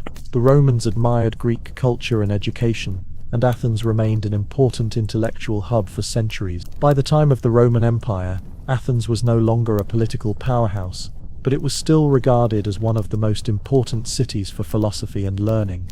In the broader context of the ancient world, The fall of Athens also marked the end of the classical Greek period. While Greek culture would continue to influence the Roman world, and later the Renaissance, the city-state system that had defined Greece for centuries was giving way to empire. The rise of Macedon, and then the Roman Empire, meant the end of the era of independent city-states in Greece. Athens had been the center of the city-state model, where political power was decentralized and shared among its citizens. But in the empire, power was concentrated in the hands of a single ruler, and the democratic ideals that had flourished in Athens were increasingly seen as impractical in the face of imperial ambitions. Yet, even as Athens's political power waned, its cultural and intellectual legacy lived on. The philosophy of Socrates, the works of Homer, the plays of Sophocles, and the ideas of Plato and Aristotle continued to influence the development of Western thought. The collapse of Athens did not erase its contributions to the world, it only shifted the focus from the city itself to the broader influence of its ideas. The story of Athens' decline is a cautionary tale about the fragility of civilization. Athens was a city that had reached great heights, producing some of the greatest achievements in human history. Yet it was also a city that was vulnerable to internal divisions, external threats, and the forces of time. The plague, the war, and the political instability were all factors that contributed to Athens' fall, but the city's legacy continued to endure. The ideas that emerged from Athens in the 5th and 4th centuries BCE laid the foundation for much of Western civilization, and they continue to influence us today. As we reflect on the rise and fall of Athens, we are left with questions. How does the story of Athens mirror the experiences of other great civilizations? What does it teach us about the interplay of politics, culture, and the forces of nature? And, perhaps most importantly, how do we ensure that the ideas and values that shaped the greatest achievements of the past are carried forward into the future? Athens may have fallen, but its legacy remains a beacon of human achievement, reminding us that the ideas that shape our world are often more enduring than the empires that create them. The aftermath. A shattered legacy and the rise of new powers to Bahu. The collapse of Athens following the plague in 430 BCE and the eventual defeat in the Peloponnesian War marked a turning point, not only for the city-state but for the broader Greek world. While the city's intellectual and cultural legacy would continue to influence generations, its political and military power had waned dramatically. The aftermath of the plague, along with the political instability that followed, left Athens struggling to maintain its position as the dominant force in Greece. In many ways, Athens' decline and fall paved the way for a new era, one in which new powers would rise to shape the fate of Greece and the Mediterranean world. In the immediate aftermath of the Peloponnesian War, Athens was in ruins. Its fleet, which had once been the backbone of its military dominance, was shattered. The city's walls, which had protected the Athenians during the conflict, were torn down by the victorious Spartans as part of the terms of surrender. Athens' economy was in shambles, and its once thriving democracy had been replaced by a brief oligarchic regime, known as the 30 Terrants, installed by Sparta. The political system that had flourished under Pericles, with its ideals of civic participation and equality, was replaced by a more autocratic rule that would last only a short while, but left a permanent scar on the city's political landscape. For the people of Athens, the loss was not just military, but spiritual. The city had been at the heart of the Greek world for much of the 5th century BCE, a beacon of culture, democracy, and intellectual achievement. In a few short years, that world had come crashing down. The plague, the political instability, and the defeat in the war shattered the confidence that Athenians had in their empire. What had once been an example of the heights that Greek civilization could reach now stood as a testament to the fragility of even the greatest societies. Yet, despite the profound loss, Athens' intellectual and cultural contributions did not fade. The works of the philosophers, playwrights, and historians of Athens continued to shape the course of Western thought long after the city's political power had diminished. Figures like Socrates, Plato, and Aristotle, whose lives and ideas would continue to influence philosophy, politics, and science for centuries, emerged from the intellectual environment that Athens had once fostered. The city may have lost its political and military dominance, but the ideas it produced endured and would go on to influence the world long after its decline. However, the power vacuum left by Athens' fall did not remain empty for long. The instability caused by Athens' defeat opened the door for new powers to emerge, particularly Macedon. While Athens had been distracted by its internal divisions and external threats, King Philip II of Macedon had been consolidating power in the northern part of Greece. By the time Athens had been forced to surrender to Sparta, Philip had already begun his campaign to unify Greece under Macedonian rule. His military genius, diplomatic skills, and the rise of the Macedonian phalanx, a highly effective military formation, gave him the ability to defeat the divided Greek city-states one by one. The death of Philip II in 36 BCE, however, marked the beginning of an even greater shift in the Greek world. His son, Alexander the Great, would go on to conquer much of the known world, spreading Greek culture and ideas as far east as India. Alexander's conquest marked the beginning of the Hellenistic Age, an era in which Greek culture and knowledge blended with the cultures of the conquered territories, creating a new cosmopolitan world. While Athens was no longer the military and political center of Greece, its intellectual and cultural heritage would become a central component of the Hellenistic world. Greek philosophy, art and science flourished under the rule of the Hellenistic kings, many of whom embraced Athenian learning. Although Athens would never regain its former prominence, it continued to play an important role in the cultural life of the Mediterranean world. The city remained a center of learning and philosophy, with great thinkers like Socrates, Plato, and Aristotle inspiring generations of scholars. Even during the Roman period, when Athens fell under the control of the Roman Empire, its reputation as a seat of learning endured. The Romans admired Greek culture and education, and Athens remained an important intellectual hub for centuries. By the time of the Roman Empire, Athens was no longer a political powerhouse, but it was still regarded as one of the most important cities for philosophy and learning. In the broader context of the ancient world, the fall of Athens also marked the end of the classical Greek period. While Greek culture would continue to influence the Roman world and later the Renaissance, the city-state system that had defined Greece for centuries was giving way to empire. The rise of Macedon, and then the Roman Empire, meant the end of the era of independent city-states in Greece. Athens had been the center of the city-state model, where political power was decentralized and shared among its citizens. But in the empire, power was concentrated in the hands of a single ruler, and the democratic ideals that had flourished in Athens were increasingly seen as impractical in the face of imperial ambitions. Yet even as Athens' political power waned, its cultural and intellectual legacy lived on. The philosophy of Socrates, the works of Homer, the plays of Sophocles, and the ideas of Plato and Aristotle continued to influence the development of Western thought. The collapse of Athens did not erase its contributions to the world. It only shifted the focus from the city itself to the broader influence of its ideas. The story of Athens' decline is a cautionary tale about the fragility of civilization. Athens was a city that had reached great heights, producing some of the greatest achievements in human history. Yet it was also a city that was vulnerable to internal divisions, external threats, and the forces of time. The plague, the war, and the political instability were all factors that contributed to Athens' fall. But the city's legacy continued to endure. The ideas that emerged from Athens in the 5th and 4th centuries BCE laid the foundation for much of Western civilization, and they continue to influence us today. As we reflect on the rise and fall of Athens, we are left with questions. How does the story of Athens mirror the experiences of other great civilizations? What does it teach us about the interplay of politics, culture, and the forces of nature? And perhaps most importantly, how do we ensure that the ideas and values that shaped the greatest achievements of the past are carried forward into the future? Athens may have fallen, but its legacy remains a beacon of human achievement, reminding us that the ideas that shape our world are often more enduring than the empires that create them. The trial of Socrates, the price of philosophy, the accusations philosophy under fire in ancient Athens.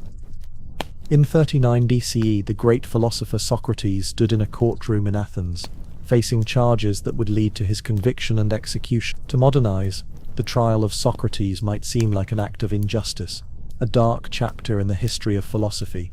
But for the people of Athens, it was a moment of profound political and moral significance. Socrates, who had dedicated his life to the pursuit of wisdom, had become a target of the city's authorities, a symbol of the tension between the old and new ways of thinking, the dangers of intellectual freedom, and the delicate balance between individual thought and the demands of society. The charges brought against Socrates were serious: impiety, refusing to believe in the gods recognized by the city, and corrupting the youth of Athens. To understand why such accusations were made, one must look at the context of Athenian society in the late 5th century BC. Athens, having been through years of war, political upheaval, and the devastating effects of the Peloponnesian War, was struggling with its identity and the role of its citizens. The democratic ideals that had once made Athens the beacon of intellectual and political life were now under strain.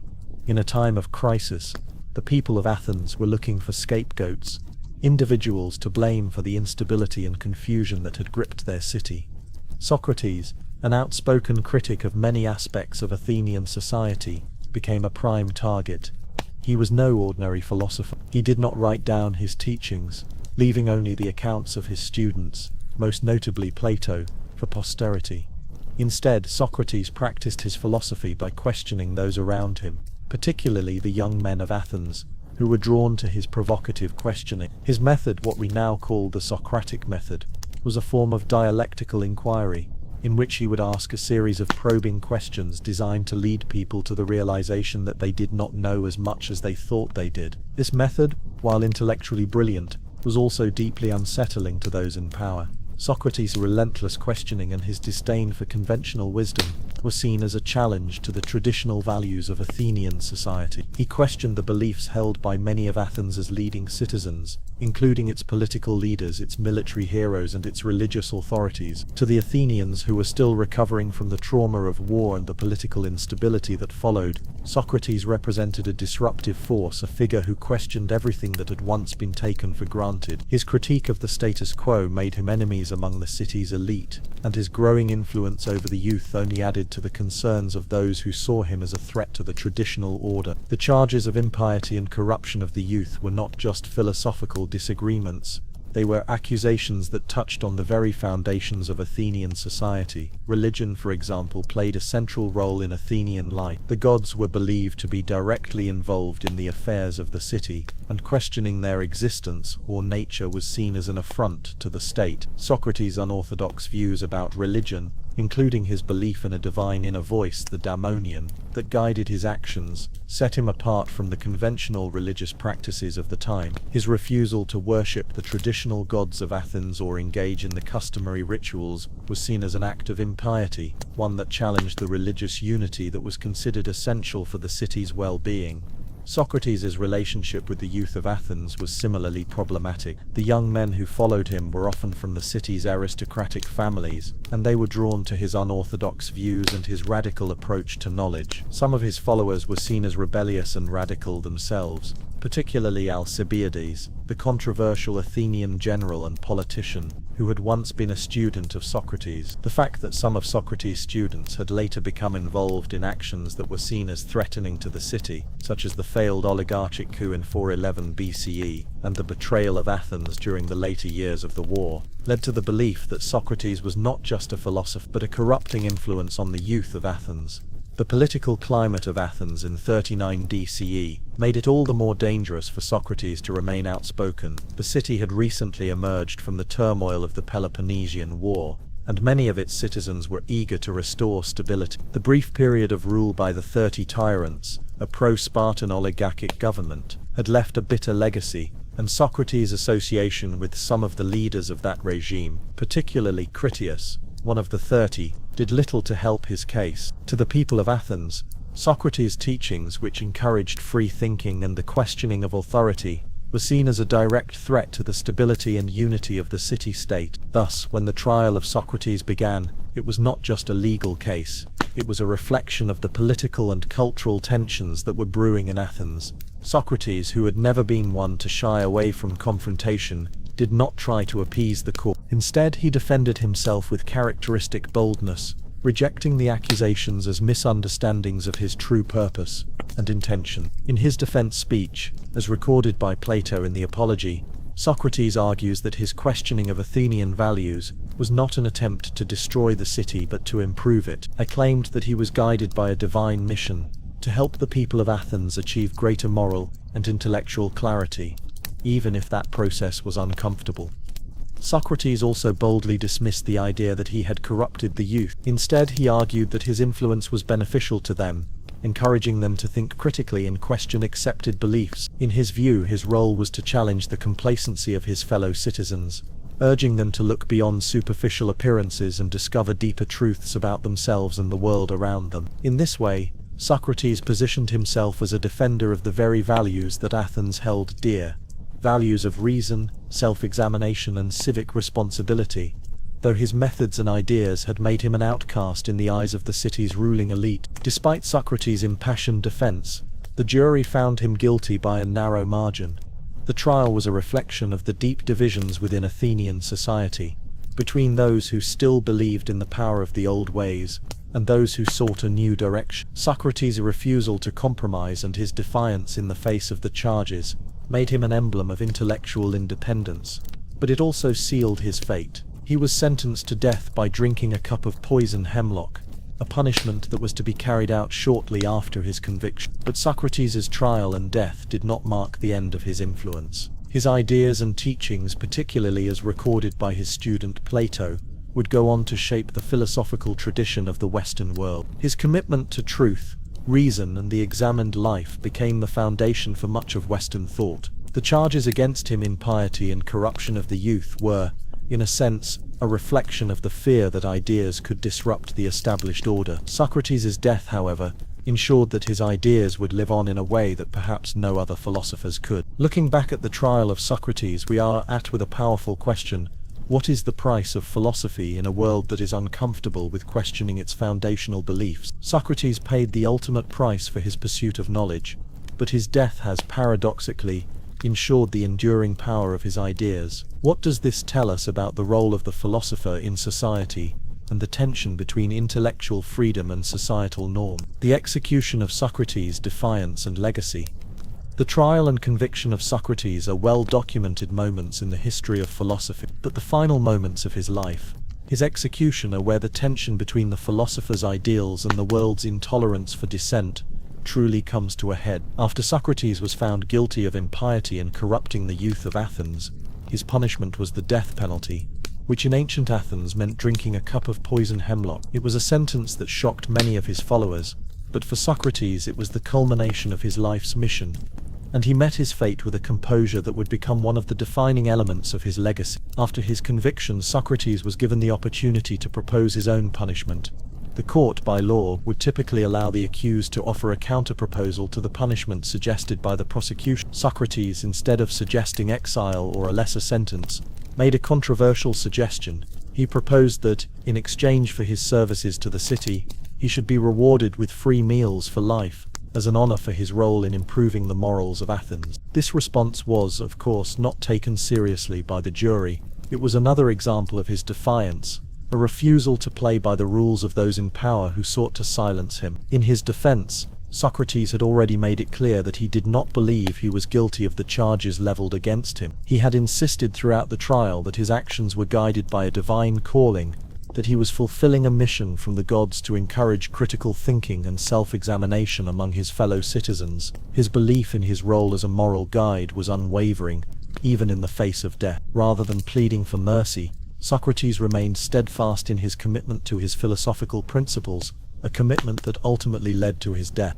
After his trial, Socrates was sentenced to death by the court, and his fate was sealed. His followers, particularly Plato, who was deeply affected by his teacher's death, tried to intervene, offering to pay a fine or suggesting other alternatives. However, Socrates rejected these efforts. He refused to ask for a pardon or appeal for a lesser punishment, because he believed that doing so would be a betrayal of his own beliefs and the principles he had spent his life defending.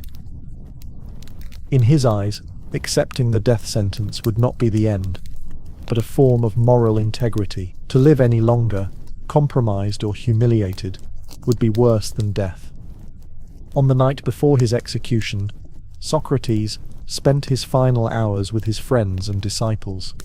Plato, in his dialogue Phaedo, describes the last moments of Socrates with a deep sense of reverence and introspection. The philosopher was calm, unafraid, and even seemed to be at peace with the idea of death. His final conversation with his followers revolved around the nature of the soul, the afterlife, and a philosophy of dying well. He argued that death was merely a transition of the soul to a better existence, one where philosophers could attain the pure knowledge that had been denied to them in life. He maintained that the philosopher should not fear death, as it was the ultimate release from the distractions and burdens of the body.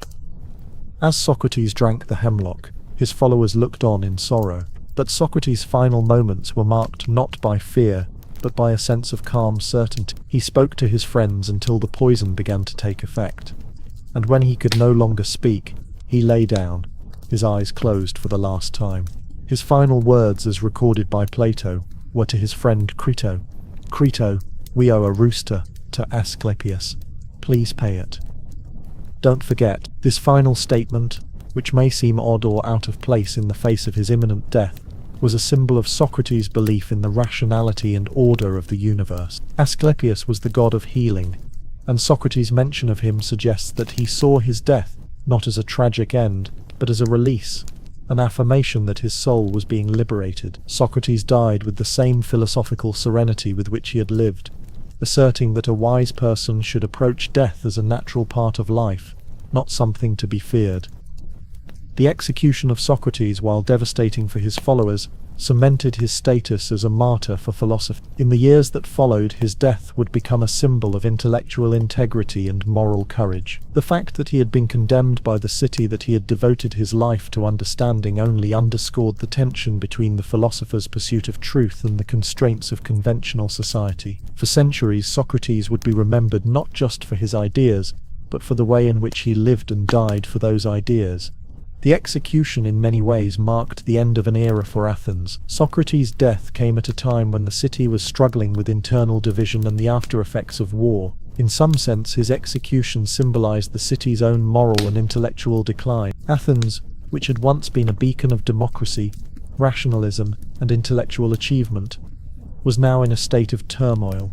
The trial and execution of Socrates highlighted the dangers of democracy when it is not tempered by reason and critical thinking. In the decades that followed, Athens would experience periods of decline and recovery, but it would never again fully regain the intellectual dominance it had held during the Golden Age. The end of Athens as a philosophical center marked the beginning of a new age, one in which the focus of Greek thought shifted to the Macedonian and later Roman empires. However, Socrates' legacy continued to resonate through the work of his students, particularly Plato, who would go on to establish his own academy in Athens and continue Socrates' philosophical inquiries in a more structured way. Socrates' influence on Western philosophy cannot be overstated. His method of inquiry, the Socratic method, became a cornerstone of critical thinking, debate and education in the Western intellectual tradition. His belief that knowledge could only be gained through rigorous questioning of assumptions laid the groundwork for later philosophers and intellectual movements. Socrates taught that wisdom was not a possession, but a process, a never-ending journey of self-examination and inquiry. His idea that the unexamined life is not worth living became one of the most enduring principles of Western thought, encouraging generations of individuals to seek truth through reason and introspection. In the centuries after his death, Socrates' ideas would influence countless philosophers, from Plato and Aristotle to the thinkers of the Renaissance and the Enlightenment. His unwavering commitment to truth and his refusal to compromise his beliefs in the face of death would inspire not only philosophers but also political leaders, social reformers, and writers who valued intellectual freedom and integrity. Socrates' trial and execution also posed a profound question that continues to resonate with us today. What is the cost of truth, and how far should one go in the pursuit of knowledge? Socrates believed that the pursuit of knowledge and the questioning of accepted truth were worth any sacrifice, even his life. This belief continues to challenge us. What are we willing to give up in order to seek truth, and how far are we willing to go to defend our ideals, even in the face of opposition or danger? Socrates died as he had lived, with courage, integrity, and a deep sense of conviction. His life and death remain a timeless testament to the power of philosophy, the value of questioning, and the unyielding pursuit of wisdom. His legacy is not just one of intellectual achievement, but of moral courage, the courage to stand firm in one's beliefs, even in the face of death. The rise of the Roman Republic, from kings to consuls, the birth of Rome, the founding myths and early republic, The story of Rome begins not with the mighty empire that would come to dominate much of the known world, but with its humble beginnings, a small city-state on the Italian peninsula. According to legend, Rome was founded in 753 BCE by Romulus and Remus, twin brothers raised by a she-wolf after being abandoned by their parents. This mythical origin, steeped in the themes of survival, power, and destiny, reflects the fierce ambition that would come to define the Roman people. But the historical foundation of the Roman Republic is much more complex than the myth of its founding. Early Rome was initially a monarchy, with kings ruling the city-state. The first of these kings was Romulus, who, according to legend, not only established the city of Rome, but also its key institutions, such as the Senate and the Roman legions. Over time, however, the monarchy would come to be seen as an increasingly oppressive and autocratic form of government, and it was ultimately overthrown in 509 BCE, in what is often described as the foundation of the Roman Republic. The overthrow of the monarchy was, according to Roman historians, prompted by the tyranny of the last Roman king Tarquin the Proud, whose reign had grown increasingly despotic. The final straw came when his son Sextus Tarquinius committed a heinous act by raping a noblewoman named Lucretia. The tragic event led to a revolt led by Lucius Junius Brutus and other Roman nobles. The monarchy was abolished, and the Roman Republic was born in its place. The Republic, in theory, was an experiment in shared power, with elected leaders rather than hereditary monarchy. At the heart of the Roman Republic were its two consuls, chief magistrates elected annually to serve as both political and military leaders. These consuls were to act as the top officials in Rome, but their power was balanced by the Senate, which was composed of Roman aristocrats who were responsible for making decisions on legislation, war, and foreign policy. This system of checks and balances was an important feature of Roman governance, one that would influence the political systems of later civilizations, including that of the United States. However, in practice, the Roman Republic was a complex and often unstable system. The consuls, while powerful, had their authority limited by a number of factors.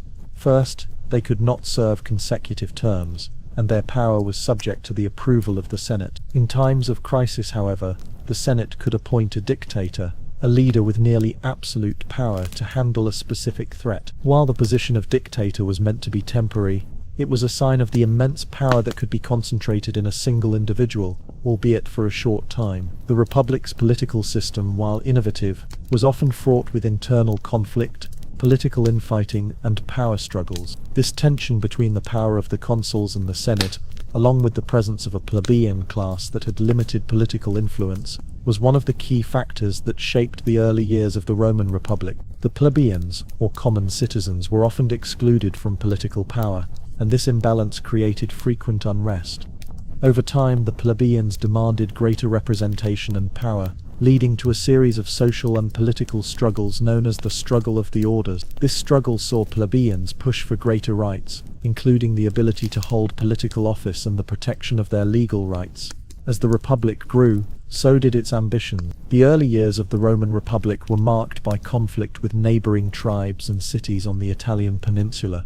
Rome was engaged in a series of wars and alliances that gradually expanded its territory. The Romans proved to be formidable warriors, and their military system, the legions, became one of the most effective fighting forces in the ancient world. Roman legions were highly disciplined, well-trained, and well-equipped, which gave Rome an advantage in its many wars. But Roman expansion was not just a military endeavor, it was also a political and cultural project. Rome's strategy for conquering new territories was based not only on military might, but also on creating alliances with local elites. The Romans offered citizenship to conquered peoples, giving them a stake in Rome's success. This practice helped integrate newly conquered territories into the Roman Republic, and it allowed Rome to maintain a degree of stability despite its constant expansion. Over time, Rome's influence spread across the entire Italian peninsula, setting the stage for its rise as a major power in the Mediterranean. Rome's expansion was also facilitated by its legal system, which became one of the cornerstones of Roman civilization. The 12 Tables, created around 450 BCE, were the first written laws of Rome and served as the foundation for Roman legal thought. These laws were displayed publicly, ensuring that all citizens, whether patricians or plebeians, knew their rights and responsibilities. The legal framework that Rome developed would later become a model for many civilizations that followed. Despite its many strengths, the Roman Republic was not without its flaws. The constant expansion of Rome's territory led to significant challenges. As the Republic grew, so did its military and political conflicts. The Roman Senate, while an important governing body, was often divided along factional lines, making it difficult for Rome to maintain a unified direction in times of crisis. Moreover, the growing wealth and power of Roman generals and military leaders, such as Gaius Marius, Sulla, and Julius Caesar, would eventually undermine the Republic itself. The political instability caused by these power struggles ultimately contributed to the end of the Roman Republic and the rise of the Roman Empire. Julius Caesar's rise to power, in particular, marked the end of the Republic. In 49 BCE, after a series of political and military victories, Caesar famously crossed the Rubicon River with his army, defying the Senate's orders and beginning a civil war. His subsequent victory led to his rise as dictator, and while his assassination in 44 BCE seemed to restore the Republic for a brief moment, the damage was already done. Rome's transition from a republic to an empire would come soon after, under the rule of Augustus, Caesar's adopted heir. Yet, before the fall of the Republic, Rome had managed to achieve remarkable things. It had established a political system that allowed for the participation of many of its citizens, albeit with significant flaws. It had expanded its territory through military conquest and alliances, building a vast empire that would endure for centuries, and it had created a legal and cultural foundation that would influence the Western world for millennia. The Roman Republic was not perfect. It was a system marked by contradictions, factionalism, and social strife. But it was also a system that laid the groundwork for one of the most successful empires in history. The fall of the Roman Republic, while a tragedy for those who valued its ideals, also marked the beginning of a new chapter in Roman history, one that would shape the future of Europe, the Mediterranean, and the Western world for centuries. As we look back on the early history of Rome, we are left with several questions. How did the Romans balance their ideals of democracy with the realities of empire building? What made their military and political system so successful in the face of such challenges? And how did the legacy of the Roman Republic shape the empire that followed, as well as the world we live in today? The expansion of Rome, conquest, citizenship, and the struggle for power. As Rome transitioned from a monarchy to a republic in 509 BCE, it found itself in a position where its very survival depended on constant expansion. The early years of the Roman Republic were not without conflict, and Rome's expansion was driven by both necessity and ambition. The city-state, small in comparison to its neighbors, faced constant threats from rival tribes and cities. To ensure its security and power, Rome was forced to engage in wars, form alliances, and eventually conquer surrounding territories. This expansion not only allowed Rome to grow in size and wealth, but also set the stage for the political challenges that would later undermine the Republic. The key to Roman expansion was its military. The Roman legions, highly disciplined, organized, and equipped, were the backbone of the Republic's military success. Unlike many ancient armies which relied on mercenaries or conscripted soldiers for short-term service, the Roman legions were made up of Roman citizens who had a vested interest in the success of the city-state. This commitment to Rome's survival fostered a sense of unity and purpose that made the Roman military highly effective. The Romans developed a military system based on the maniple, a flexible and innovative formation that allowed their soldiers to adapt quickly to changing battlefield conditions. This system also placed a strong emphasis on training, discipline, and loyalty. Roman soldiers, called legionaries, were trained not just in combat, but also in building fortifications and siege equipment, which made the Roman army capable of not only fighting but also maintaining long-term military campaigns and establishing control over newly conquered territories. Rome's first significant military conflicts were with its neighbors in Italy. In the 4th and 3rd centuries BCE, the Romans fought the Samnites, a powerful Italic people who had control over much of central and southern Italy. The Samnite Wars were a series of conflicts that helped shape Rome's early military identity. Rome's victory over the Samnites, though costly, solidified its position as a rising power in Italy. The Romans' ability to create alliances with other Italian cities and tribes was crucial to their success. Rather than simply conquering and enslaving those they defeated, Rome often offered full or partial citizenship to conquered peoples, which provided them with a stake in Rome's success. This practice of extending citizenship was one of the key factors that allowed Rome to maintain control over its expanding territories. The system helped integrate new regions into the Roman fold while also providing Rome with new soldiers, resources, and political allies. By the 3rd century BCE, Rome had established dominance over most of Italy, but its ambitions were far from limited to the Italian peninsula.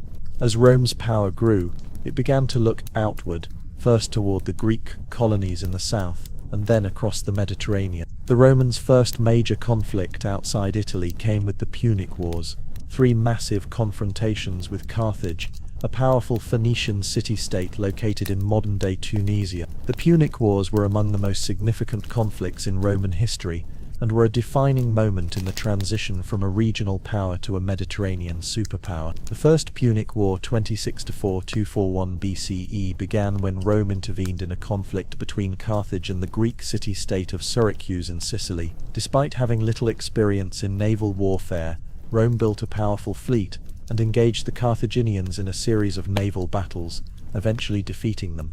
The victory in the First Punic War gave Rome its first overseas territory, Sicily, followed by Sardinia and Corsica. This marked the beginning of Rome's expansion outside Italy and into the Mediterranean world. The Second Punic War 2018-2020. It is best known for the Carthaginian general Hannibal, who famously crossed the Alps with his army, including war elephants, and inflicted devastating defeats on the Romans at battles like the Battle of Cannae. Despite Hannibal's initial success, Rome's resilience and strategic brilliance eventually turned the tide. The Romans, under generals like Scipio Africanus, launched a counter-offensive that culminated in the decisive Battle of Zama 2020 BCE, where Hannibal was defeated. The victory gave Rome control over much of the western Mediterranean and secured its position as the preeminent power in the region. After the Second Punic War, Rome's ambitions continued to grow. The Third Punic War, 1409-1406 BCE, saw the complete destruction of Carthage. Rome's victory in the Third Punic War eliminated its chief rival and gave Rome control over much of North Africa, further solidifying its dominance in the Mediterranean.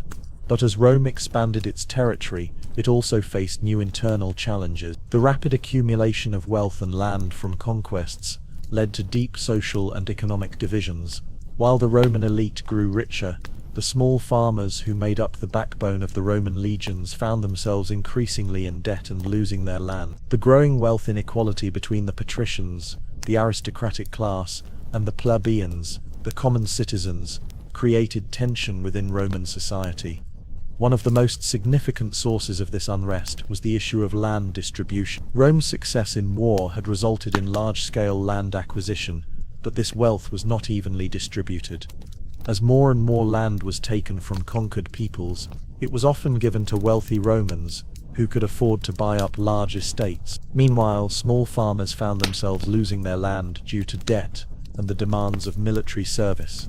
This created a growing class of landless citizens, who were increasingly disillusioned with the political system that seemed to favor the elite. The social unrest caused by these inequalities led to the rise of the Gracchi brothers, Tiberius and Gaius Gracchus, who sought to enact land reforms that would redistribute land to the poor. Their efforts, however, met with resistance from the Senate and the wealthy landowners, who saw the reforms as a threat to their power.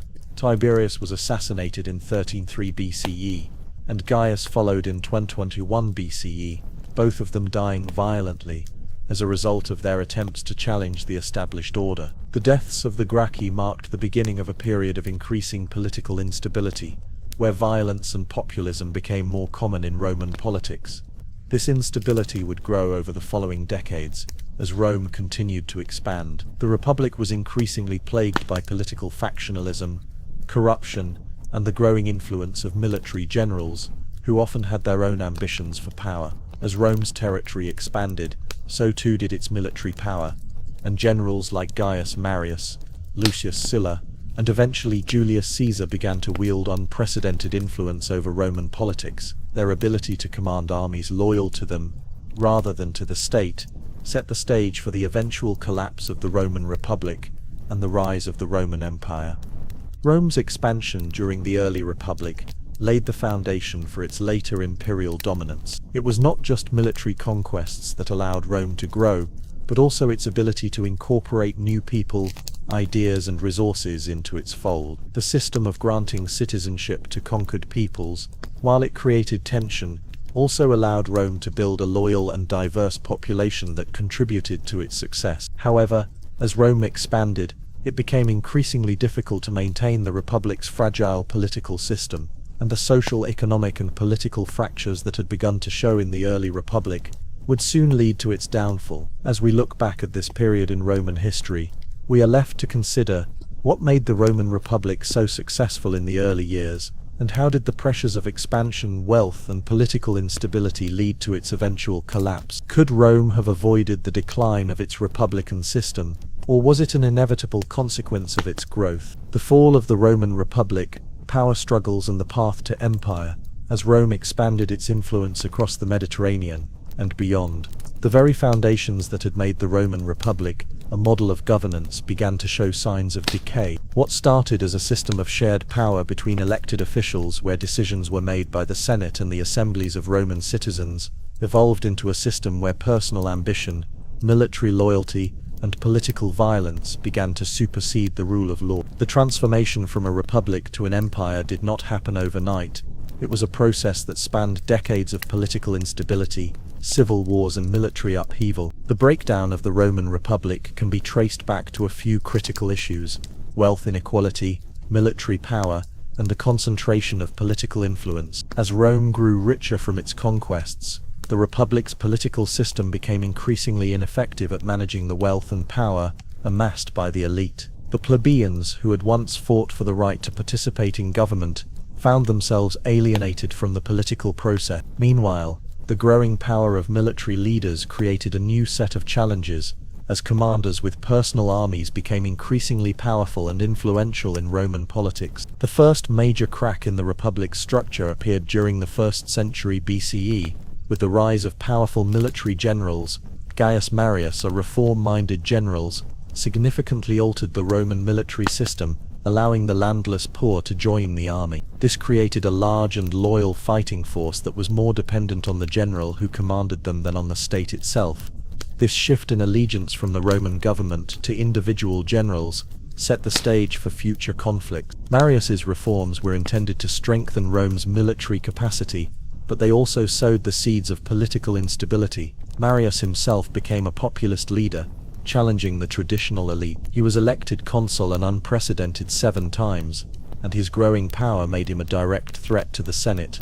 In his later years, Marius found himself in conflict with the Senate and with Lucius Cornelius Sulla, another ambitious general. Sulla's rise marked another turning point for the Republic. Initially a supporter of Marius, Sulla eventually turned against him in a brutal power struggle. In 88 BCE, Sulla marched his army on Rome, an unprecedented act that set a dangerous precedent in Roman politics. Sulla's victory over Marius led to his appointment as dictator, a position of absolute power. Although Sulla's dictatorship was technically supposed to be temporary, he used his authority to enact sweeping reforms that weakened the power of the plebeian class and reinforced the dominance of the Senate. Sulla's use of proscriptions, publicly listing enemies of the state to be killed, further cemented his control. Thousands of Romans were murdered or exiled during his reign. Sulla's actions, while restoring the Senate's power for a time, set a precedent that undermined the Republic's political stability. His willingness to use force to achieve political ends demonstrated the growing power of military leaders and the increasing role of personal ambition in Roman politics. After his retirement in 79 BCE, Sulla left a weakened republic that was ripe for further conflict. Following Sulla's death, the political landscape of Rome became even more fractured. Several military leaders, each with their own ambitions and loyal armies, vied for control. Among these figures was Pompey the Great, a military hero who had earned his fame in the East by securing Roman victories against pirates and in the civil wars in the East. Pompey's successes made him immensely popular among the Roman people, and he used his popularity to challenge the Senate's authority. But Pompey was not alone in his rise to power. He formed a political alliance known as the First Triumvirate with Julius Caesar, a rising star in Roman politics, and Crassus, the wealthiest man in Rome. The Triumvirate was an informal and often unstable coalition, but it allowed the three men to consolidate power and bypass the Senate. Caesar, in particular, became a force to be reckoned with.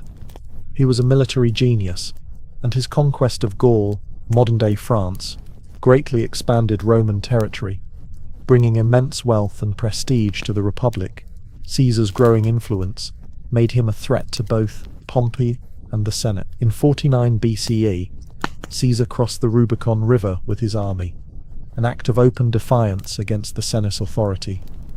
This marked the beginning of a civil war between Caesar's forces and those loyal to Pompey. Caesar's famous declaration, "The die is cast," signified his determination to seize power. After a series of victories, Caesar defeated Pompey and his supporters.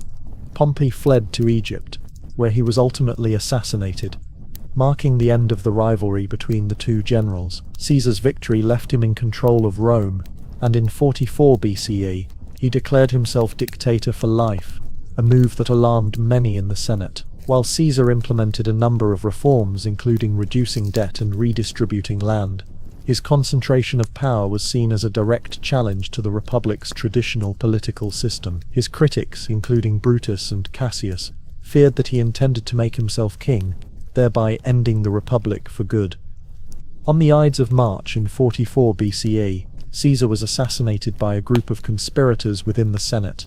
Caesar's death did not restore the Republic, however. Instead, it plunged Rome into another series of civil wars. Caesar's adopted heir, Octavian, later Augustus, and Mark Antony, a close ally of Caesar, fought for control of the Roman world. Despite initial setbacks, Octavian emerged victorious after the Battle of Actium in 31 BCE, where he defeated Antony and his lover, Cleopatra of Egypt. With his triumph, Octavian became the undisputed ruler of Rome, and in 27 BCE was granted the title of Augustus, marking the official beginning of the Roman Empire. The fall of the Roman Republic was thus the result of a combination of internal conflict, the concentration of military power in the hands of individual generals, and the breakdown of the political institutions that had once held the Republic together. The very mechanisms that had allowed the Republic to expand, such as the military system and political alliances, had also sown the seeds of its destruction. The Senate, once the heart of Roman political life, became increasingly irrelevant as military commanders gained more power and influence. The rise of Julius Caesar and the eventual establishment of the Roman Empire under Augustus were not inevitable, but they were a product of Rome's failure to reconcile the pressures of expansion with its republican ideals. The transformation of Rome from a republic to an empire had profound consequences. The Roman Empire would go on to dominate the Mediterranean world for centuries, and its influence can still be seen in modern political and legal systems. The legacy of the Republic, with its ideals of citizenship, law, and civic participation, would be remembered, but its collapse marked the end of a political system that had for over 450 years been an experiment in self-governance. As we reflect on the fall of the Roman Republic, we are left with significant questions. How did a system of government that had once been celebrated for its democracy and participation devolve into dictatorship? Could the Republic have been saved, or was its demise inevitable given the pressures of empire building and military conquest? And perhaps most importantly, what does the rise of the Roman Empire teach us about the fragility of democratic systems and the challenges of maintaining a republic in the face of military and political ambition? The fall of the Western Roman Empire, the end of an era, the crisis of the 3rd century, Rome on the brink. The fall of the Western Roman Empire in 476 CE is often considered one of the most significant events in world history, signaling the end of classical antiquity and the beginning of the Middle Ages. While the exact reasons for Rome's collapse are complex and multifaceted, one of the most crucial periods leading up to its fall was the crisis of the 3rd century, a time of extreme instability, internal division, and external threats that nearly brought the entire empire to ruin. The Roman Empire, at its height, was an unparalleled political and military force, stretching from Britain to Mesopotamia. But by the late 2nd century CE, the empire faced growing pressures from within and outside its borders. The empire was large, unwieldy, and difficult to manage, and as Rome expanded, it faced increasing economic strain. The rise of powerful regional leaders, the decline of the central government, and a series of military disasters contributed to a growing crisis. It was during the crisis of the 3rd century, 2035 to 84 CE, that the empire nearly fractured beyond repair. The seeds of the crisis were sown under the reign of the Emperor Marcus Aurelius, 61 noted in 80 CE, whose death in 80 CE marked the end of the Pax Romana, the period of relative peace and prosperity that had defined the first 2 centuries of the empire. His son, Commodus, took the throne, but was an ineffective and corrupt ruler. His assassination in 192 CE plunged Rome into a period of political instability, with a series of emperors coming and going, many of them assassinated or overthrown by their own soldiers. This constant turnover in leadership made the empire vulnerable to outside threats and weakened its internal cohesion.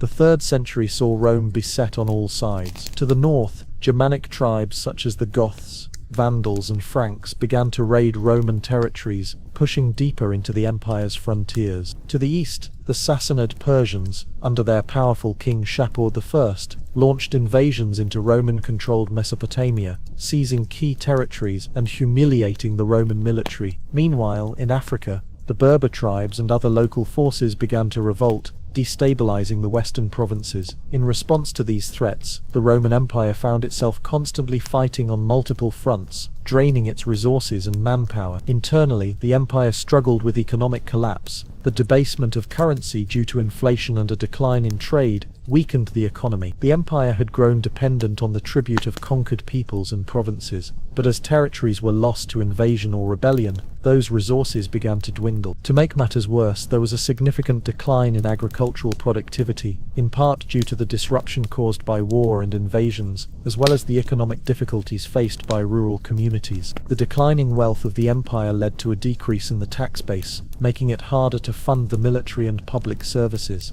Another key factor that contributed to the crisis of the 3rd century was the rise of the military's influence over political life. The Roman army, once a loyal servant of the emperor, began to assert more control over the imperial throne. Emperors were often chosen not by a formal process but by their military legions, who would declare their commanders as the new emperor. This led to the phenomenon of barracks emperors, military leaders who seized power with the backing of their troops, but who were often unable to maintain political stability or solve the empire's larger issues. The army's growing power and influence undermined the authority of the Senate and the traditional structures of Roman governance. The period from 2035 to 2084 CE was one of near anarchy. During these years, the empire saw over 20 emperors, many of whom were assassinated or killed in battle. The constant change in leadership made it difficult for Rome to maintain any consistent policies or military strategies. In this environment, the empire was divided into competing factions, with various provinces declaring their independence or being controlled by different military leaders. The Roman Empire, once a unified entity, was now fractured into several competing regions, each struggling to maintain control. One of the most notable developments during this crisis was the temporary division of the empire into 3 separate parts: the Gallic Empire, the Palmyrene Empire, and the Central Roman Empire. In 260 CE, the Gallic Empire broke away, controlling Britain, Gaul, and Hispania, while the Palmyrene Empire took control of the eastern provinces, including Egypt, Syria, and Asia Minor. This division represented a serious threat to the integrity of the empire,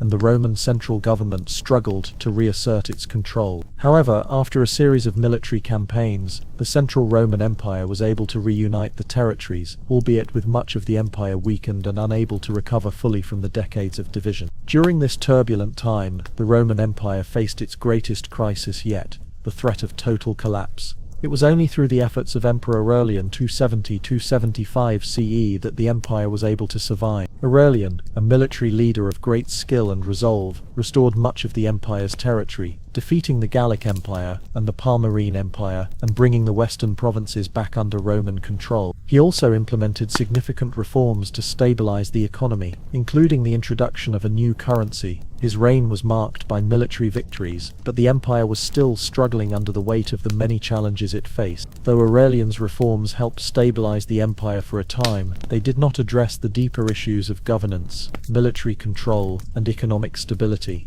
By the time the crisis ended in 284 CE, the Roman Empire was forever changed. The once cohesive system of government, based on the idea of shared power between the emperor and the Senate, was now irreparably weakened. The power of the military had become entrenched, and the role of the emperor as a supreme military leader was solidified. It was during this time that Diocletian rose to power, and under his rule, the Roman Empire would be restructured in an effort to ensure its survival.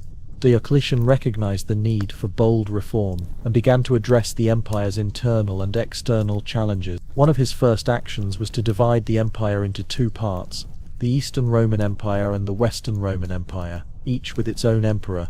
This division, known as the Tetrarchy, was intended to make it easier to govern the vast empire by having two leaders for each part. The system allowed for a more localized and efficient response to military threats, but it also set the stage for the eventual fragmentation of the empire. While Diocletian's reforms did provide some stability, they did not address the deeper issues facing the Roman Empire, including the growing pressure from invading barbarian tribes, the continued erosion of Roman infrastructure, and the increasing strain between the ruling class and the plebeians. Even though Diocletian succeeded in temporarily stabilizing the empire was already facing too many pressures for the system of the Republic to survive in its previous form. As we reflect on the crisis of the 3rd century and the eventual rise of Diocletian, we are left with significant questions. How did the internal and external pressures on Rome contribute to the eventual collapse of the Western Roman Empire? Could the reforms implemented during this time have saved the empire, or was its eventual downfall inevitable? And what lessons can we draw from the Roman experience about the challenges faced by large and complex societies in times of crisis? The collapse of the Western Roman Empire is often seen as the end of the ancient world, but it was also the beginning of a new chapter in European history, one that would be defined by the rise of new powers, the spread of Christianity, and the eventual emergence of the medieval world. The barbarian invasions, the final struggles of Rome. As the 3rd century crisis came to a close and Diocletian's reforms temporarily stabilized the Roman Empire, the empire's survival continued to depend heavily on its ability to withstand external pressure. Despite the efforts of Diocletian and his successors to reorganize the empire, it was the waves of barbarian invasions that would prove to be the final blow to the Western Roman Empire. Over time, a series of invasions by various barbarian tribes, Visigoths, Vandals, Ostrogoths, Huns, Franks, and others, would push the empire to its limits, culminating in the fall of Rome in 47-6 CE. By the late 4th and early 5th centuries, the Western Roman Empire was already weakening. The empire's borders were stretched thin, and the Roman legions, once a formidable military force, were increasingly composed of non-Roman mercenaries, many of whom had little loyalty to the empire. The political structure of the empire was in disarray, with weak emperors and internal divisions weakening the central government. Meanwhile, the Eastern Roman Empire, later known as the Byzantine Empire, was more resilient under strong emperors like Theodosius I and later Justinian, but the Western Empire was crumbling under its own weight. The barbarian tribes, many of whom had been living on the fringes of the Roman Empire for centuries, began to move in large numbers into Roman territory. The first major threat came from the Visigoths, a Germanic tribe that had been pushed into Roman territory by the Huns, another fierce barbarian group moving westward. In 410 CE, the Visigoths, led by King Alaric, famously sacked Rome itself. This was the first time in nearly 800 years that the city had fallen to a foreign enemy. The sack of Rome sent shockwaves throughout the empire and the known world. It was a clear symbol that Rome's power was no longer unchallenged. Following the sack of Rome, the Western Roman Empire struggled to defend its borders against other barbarian groups. The Vandals, another Germanic tribe, took advantage of the chaos and moved into North Africa, one of Rome's richest provinces. In 4039 CE, the Vandals captured Carthage, effectively severing Rome's access to vital grain supplies and wealth. This loss further weakened the Western Empire's economic power and military capabilities. The Huns, a nomadic tribe from the Asian steppes, were another critical force in the decline of the Western Roman Empire. Under their leader Attila, the Huns rampaged through the Eastern Roman Empire, forcing the empire to pay heavy tribute to avoid direct conflict. In 4041 CE, the Huns invaded Gaul, and the Roman general Aetius, along with his barbarian allies, managed to stop Attila at the Battle of the Catalonian Plains. However, the Huns' relentless raids made it clear that the empire could no longer rely on its military dominance to protect its borders. By the time of Attila's death in 45-3 CE, the Roman Empire had already begun to fall apart.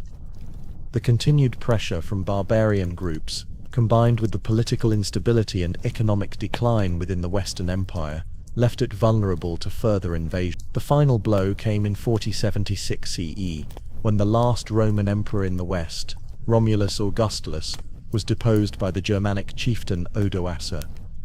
Odoacer, the leader of a group of barbarian mercenaries who had been serving in the Roman army, declared himself the ruler of Italy. Though he did not assume the title of emperor, his actions marked the end of the Western Roman Empire. Romulus Augustulus was exiled, and with his removal, the Western Roman Empire ceased to exist, while the Eastern Roman Empire, with its capital in Constantinople, would continue for another 1,000 years as the Byzantine Empire. The fall of the Western Roman Empire in 4076 CE is traditionally seen as the end of classical antiquity and the beginning of the medieval period in Europe. The fall of Rome was not a single event, but a gradual process that unfolded over centuries.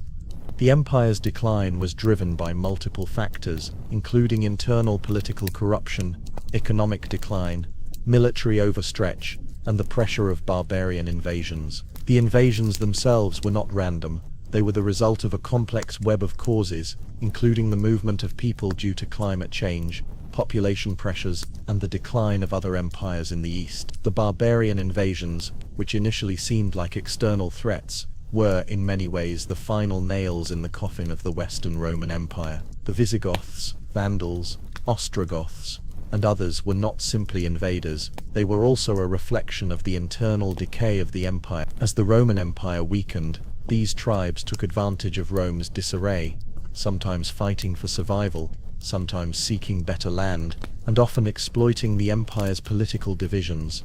The fall of Rome also marked the beginning of a new era in European history. The collapse of the Western Roman Empire fragmented Europe into a patchwork of smaller kingdoms, many of them ruled by barbarian kings who adopted Roman ways of life, but also created their own systems of governance. The Roman world was replaced by a new order, a world shaped by feudalism, the rise of the Christian Church, and the gradual formation of the medieval kingdoms that would eventually evolve into modern European states. As we look at the events surrounding the fall of the Western Roman Empire, we are left with important questions about the nature of empire and its eventual decline. What made the Roman Empire so successful for so many centuries, and why was it unable to adapt to the changing world around it? Could the empire have been saved, or was its collapse inevitable?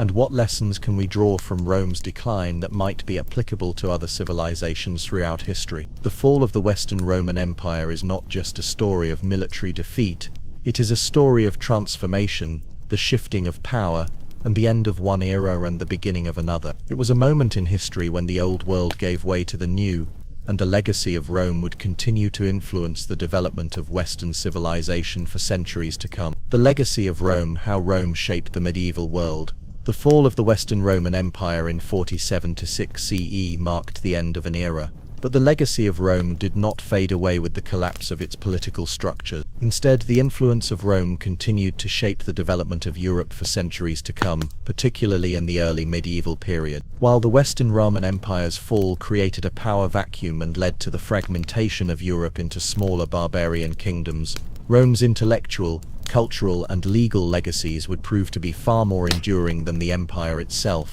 One of the most significant ways in which Rome influenced the medieval world was through its culture. Roman law, art, architecture, and language continued to exert a profound influence on the kingdoms that arose after the empire's collapse. In many ways, the medieval world was built on the foundation laid by Rome, even as it moved away from the classical ideals of Roman governance. Roman law and governance, one of the most enduring legacies of Rome was its system of law. Roman law, particularly the Corpus Juris Civilis, body of civil law, compiled under Emperor Justinian in the 6th century, would become the basis for much of the legal system in Europe throughout the medieval period. Although the Western Roman Empire had collapsed, the concept of Roman law persisted in the Eastern Roman Empire, Byzantine Empire, where it was preserved and refined. As the Byzantine Empire continued to thrive, Roman law spread to other parts of Europe, especially with the rise of the Holy Roman Empire and in later medieval kingdoms. The principle that a ruler should be subject to the law, enshrined in Roman legal tradition, would be taken up by later medieval monarchs, though in a more limited form. The idea of a rule of law, even under a king or emperor, was critical in shaping medieval governance, and would eventually influence the development of constitutional law. particularly during the late medieval and early modern periods. The spread of Christianity. Another key legacy of Rome was its promotion and eventual adoption of Christianity. Christianity, which had begun as a small, Perseid religious movement within the Roman Empire, grew to become the dominant religion of the Roman world after Emperor Constantine's conversion and the Edict of Milan. By the time the Western Roman Empire collapsed, Christianity was firmly established in the Mediterranean world. After the fall, it was the Christian Church that provided continuity, stability, and a sense of shared identity in the midst of the political chaos. In the absence of a strong central government, the Christian Church emerged as a powerful institution that helped preserve Roman traditions, particularly in the West. The Church not only became a center of religious authority, but also a key political and social force. The Roman Catholic Church, based in Rome, had a profound impact on medieval Europe, guiding spiritual life and serving as a unifying force across the fragmented barbarian kingdoms. Many of the leaders of these kingdoms, such as Charlemagne, saw themselves as protectors of the faith, and the Pope became an important figure in European politics. Roman architecture and engineering. Roman architectural innovations also continued to influence the medieval world. The Romans were master builders, constructing vast public works such as aqueducts, roads, and monumental buildings. While much of the infrastructure of the Western Roman Empire deteriorated after its fall, many of the architectural techniques and engineering knowledge were preserved and adapted in the medieval period. Roman architecture, particularly the use of arches and vaults, influenced the construction of medieval churches, castles, and other buildings. The famous Roman arches, which allowed for the construction of large, durable structures, were adapted in the building of Romanesque churches, which featured rounded arches and thick, stone walls. Additionally, the Romans' mastery of concrete was passed down and used in the construction of medieval fortifications and public buildings. In many ways, the medieval period can be seen as an era of adaptation and transformation of Roman architecture and engineering. Language and culture. The Latin language, once the lingua franca of the Roman Empire, remained a vital force after the empire's fall. Even as the Roman Empire split and its political power waned, Latin continued to be the language of the church, of scholarship, and of governance. In the early Middle Ages, Latin was the primary language of education, theology, and literature in Europe. Over time, Latin evolved into the Romance languages, such as Spanish, French, Italian, Portuguese, and Romanian, as the Roman Empire's territories were taken over by various barbarian groups. These languages, though distinct, retained many of the grammatical and lexical elements of Latin. In addition to the development of these languages, Roman cultural traditions such as the appreciation of literature, philosophy, and rhetoric continued to influence medieval intellectual life. Roman writers, such as Virgil, Cicero, and Ovid, were studied by medieval scholars who revered Roman texts and sought to preserve them.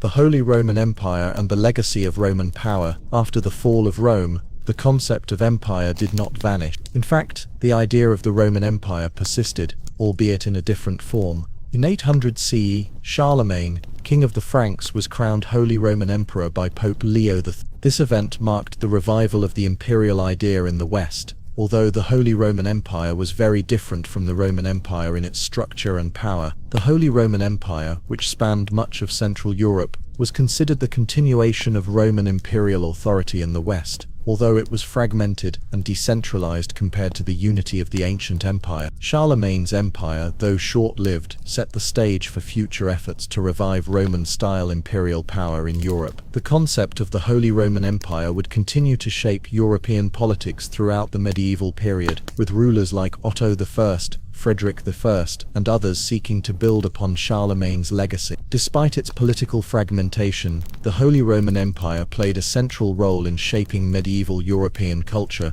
politics, and religion. The decline and the transformation into the Middle Ages. Although the fall of the Western Roman Empire ushered in a period of political fragmentation, it also led to the emergence of new cultural and political structures that were influenced by Rome's legacy. Feudalism, the dominant political system of the early Middle Ages, had roots in the Roman system of patronage and landholding. Roman law and governance provided the foundation for medieval kings and lords to exercise their authority, while Roman military strategies and organization continued to shape the way armies were structured. At the same time, the fall of Rome left a significant cultural vacuum in Europe. The collapse of the centralized Roman state led to the rise of local leaders, kingdoms, and duchies, but it also allowed the Christian Church to flourish as the dominant unifying institution in Europe. As a result, medieval Europe developed in ways that were influenced by the cultural and intellectual achievements of Rome, even as it diverged from Roman political and military structures. The enduring influence of Rome.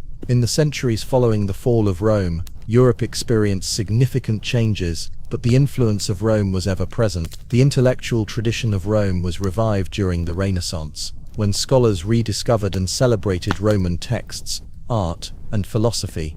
The legal and political concepts of Roman law provided the foundation for later systems of governance, including modern democratic systems. The fall of the Western Roman Empire may have signaled the end of an era, but it also marked the beginning of a new one where Rome's intellectual, cultural, and legal legacies would continue to shape the Western world for centuries to come. Even as medieval Europe evolved, it never fully abandoned the Roman world.